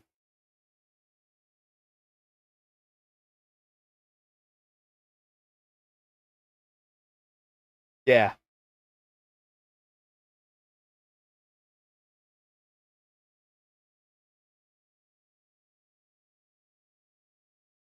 Oof.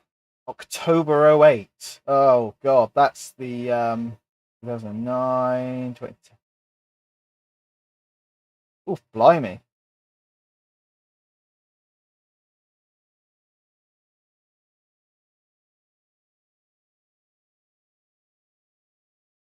Which one did you get, Rich? The one with the atom, the Celeron, or the Sempron? Oh god, I've got a Sempron. Yeah.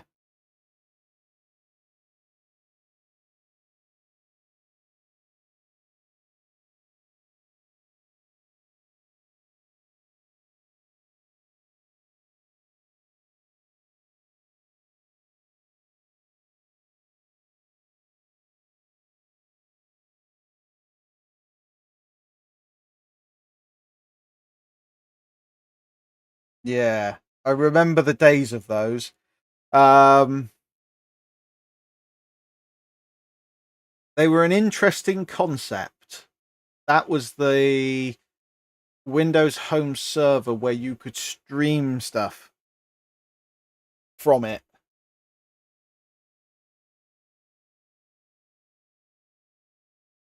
I wonder which one of these cards is making it shouty.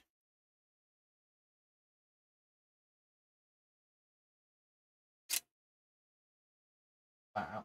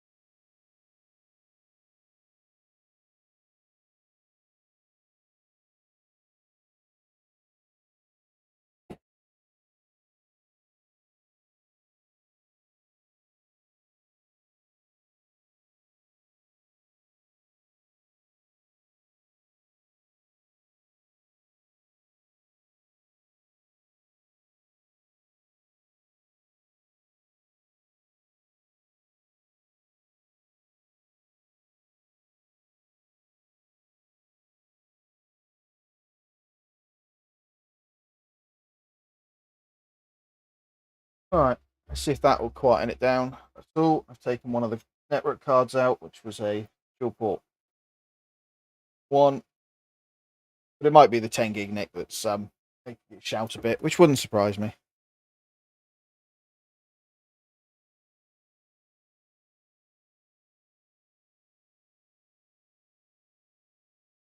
So you'd be better off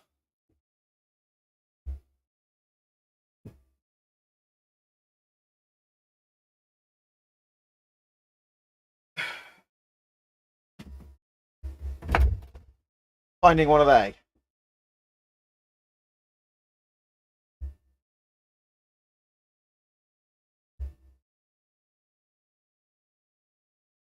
That would be a better server than yours, and it'd use probably less power. And it'd allow you to do more.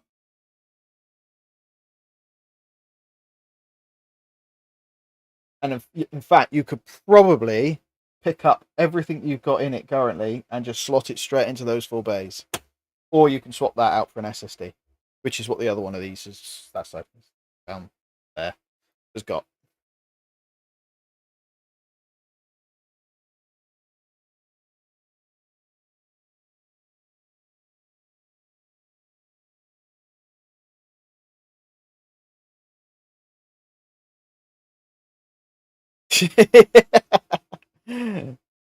No, not we're not going over the micro servers again. The last one caused me no end of pain. Which is still he's still sat down there waiting to be reloaded again. after I got fed up with how XCP-ng works on it. This one came back off site. Yes, the Gen 8 microservers.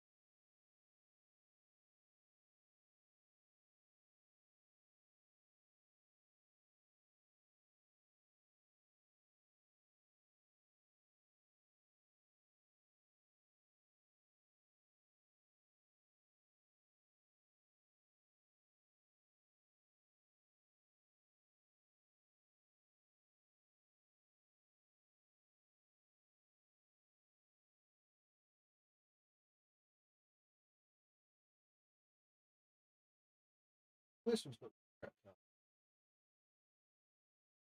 didn't have any.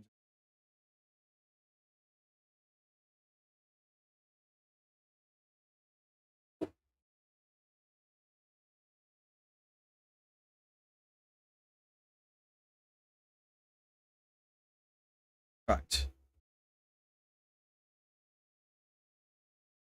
Randomly bid on it. Yeah, I have. Yeah, I have issues like that sometimes.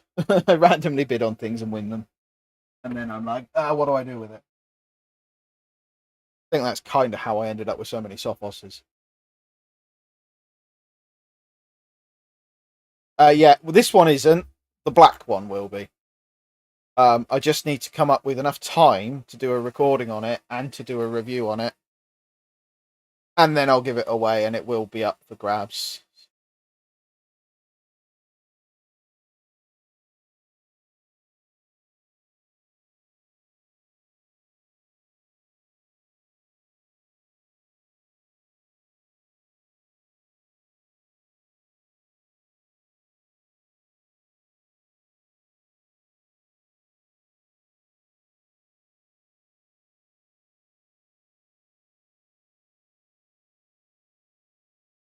Good news. Problem solved. No, not problem solved. Right. Nice quiet server now, so I can do a power take on it versus the R620. But yes.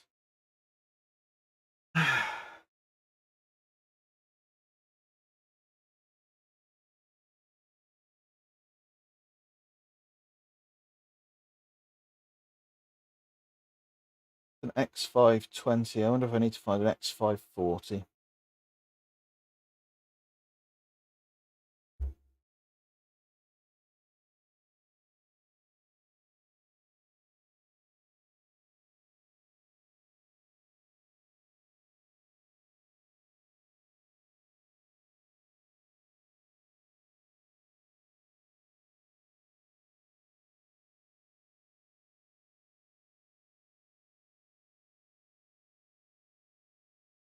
Oh, that's the only difference. That's fine. So I need X520. Do I need a T2? Yes, that's one of the. That's a 10 gig dual port SFP card. Um, that's an X520.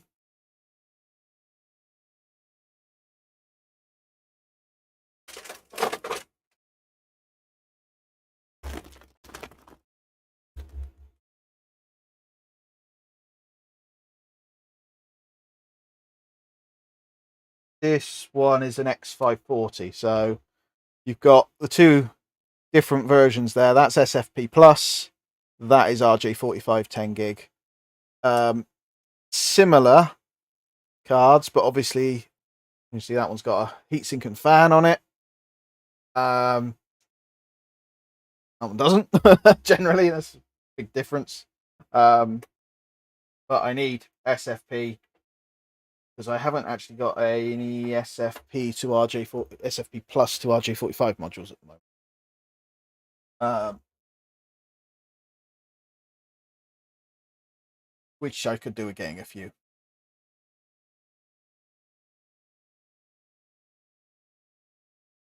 Yes and no. Latency wise, RJ45 is quicker in the microseconds, but it is quicker. As silly as it sounds. You'd think light would be faster than copper, but it's not. It's actually the other way around. But that's what DACs are for. Is again, as threw a short up the other day from behind a rack that I was working on. Everyone was querying why I was calling it a shower room, because it was a rack in what used to be a shower room. It was the only place 6 years ago, something like that, that was free, that we could get aircon fitted and that would fit the server rack. And we wheeled that entire server rack, literally a whole 42U rack on wheels, wheeling it round the office with all the kit still in it. I mean, if we'd had to, we would have done it powered on as well, which would have been hilarious.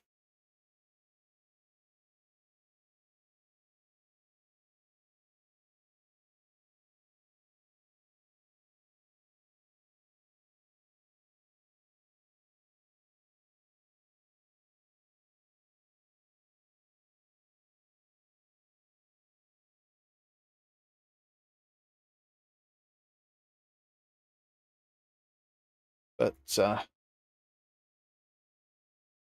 yeah, that is the thing. Someone queried me on it the other day, and it's not much. There's literally a tiny amount in it, but overall, obviously, a DAC isn't too much of a problem because it doesn't get converted into light, and that's just copper.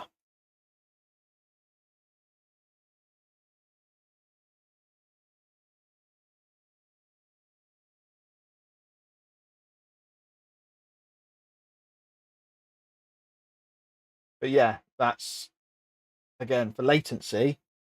10 gigabit Ethernet versus fiber. 10 gigabit Ethernet is microscopically quicker. It was also cheaper at the time for a while. So by the time you bought a 10 gig, back before people like Micritic came along with some nice cheap 10 gig SFP plus switching, 10 gig Ethernet switching was quicker. Sorry, not quicker, was cheaper to buy in and easier to get a hold of. If you wanted a 8-port SFP plus switch, you'd be paying £1,000 plus easily. You could get a 8-port, 12-port gigabit Ethernet one for sub £1,000, like 8-9 years ago. But yeah. Oh, and nowadays it's with 25 gig, 40 gig, 100 gig coming down the pipeline very, very rapidly. The price on all the what used to be high end kit is coming down, and especially now with the big push, there's this crazy push for 10 gig everywhere. The one thing that is going to be very interesting from a business side of things, not so much the speed, it's the power you can now push over Ethernet. PoE++ has a top rating in excess of 90 watts, which is enough to charge a laptop, which isn't much on a one-off. But if you consider that if you're running a modern, reasonable laptop charging at 45-50 watts, and you're running a screen as well, you can now potentially run all of that off of one PoE cable. So that is something that will be, over the next couple of years, becoming a bit more common. You'll have a dock on your desk. So businesses that run solely on laptops, you'll have a dock on the desk that's powered via switching, and you'll come along, you'll plug your laptop in and it will charge, and it won't be charging from the mains, it'll be charging from the network. So you've got your network connection and your charging power over one cable. The problem is the infrastructure in buildings. I mean, we're dealing with buildings that were cabled 20 plus years ago. One of the buildings that they're already having to recable, because we took one look at the cabling in there and Nyon condemned it. It's up to the business to deal with it, but we took a look at it and said no, it needs to be redone, because you've got bundles of 200 cables all strapped together, and if you push a couple of 100 watts of power through that, it's gonna catch fire because it's gonna get hot. So it's a fire risk. So there are considerations that have to be taken into effect now with a lot of infrastructure. That's Cat 5. I mean, there's still buildings out there at Cat 5 that aren't even Cat 5e. Cat 5e, obviously, again, is a bit better, but I mean, say our de facto standard is Cat 6, pushing up into Cat 6a. And it won't be long before Cat 8 will be basically the network standard for a lot of places, because Cat 7 is really it's not really a worthwhile standard to keep. Cat 8 superseded it pretty quickly. Cat 7 got skipped effectively. It got launched, no one really went with it, and then they jumped straight up to Cat 8, which does everything Cat 7 does, but better. So yes, I mean, there are occasionally you will come across a place that bodged their way around with Cat 3. So yeah, do not be surprised if you come across some really old buildings with 1 or 2 network ports that are running over phone cable. It wasn't ever rated for it, but it worked. That was the thing. It still does not surprise me. We do come across these things. Sadly, is the thing. And having to break the news to people, it's like, yeah, you need to recable your property. It's going to cost you X thousand, and they're like, oh, can't afford that. Is there a cheaper way? It's like, no, because you skimped out on doing it right over the last 20 years. Sorry, can't do much about that. But yeah, it's not just all about speed.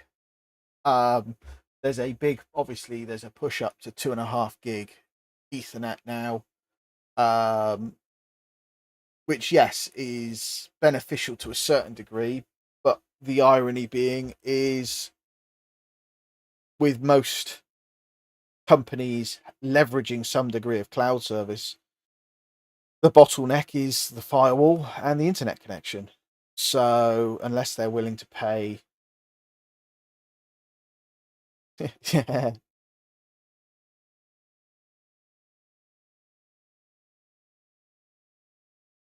Yeah, Cat 7 ends have got a slightly different crimp to them, and I think they got a couple of extra. Some of them had a couple of extra terminals. Our cabling guy did a Cat 6 install, and he had to get an entire new set of kit to do it.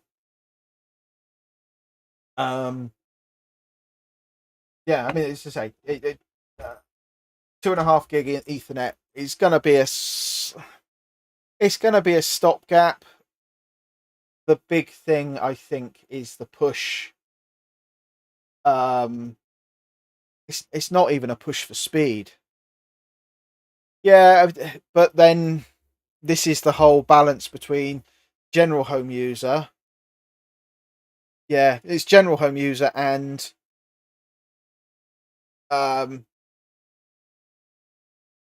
professional, effectively, or pro user. For people like us, yes. I mean, I don't need to go 10 gig here. I will be going 10 gig in sections where it's needed, which isn't that many places. But at the end of the day, most of what I'm doing, the biggest bottleneck for me is my internet connection, which is a gig. So, and with the push where as much as much as there's some people in the YouTubing community will say that love to portray that everything is coming back on prem, everything is not in business. The business is still SaaS based. Yeah, I mean, well, this, like, most of the networking here is Cat 6. I will be running probably a couple of fibers from the loft here to my internet connection point. But yeah, right, I'm going to wind it up there. The good news is I now have a silent R230. I'm going to do some recording on that later, so expect a video just overviewing that and pros, cons, etc., etc. And then I will start on the XG450 overview. So, thank you everybody for joining. Thank you for joining and watching. Please feel free to, well, I say like, subscribe, and all the other stuff. Yeah, it's 6:15 here, so it's nearly bedtime in about another 6 hours. Right. I will wish you all a great rest of the day, and I will catch up with you. I won't say same time next time because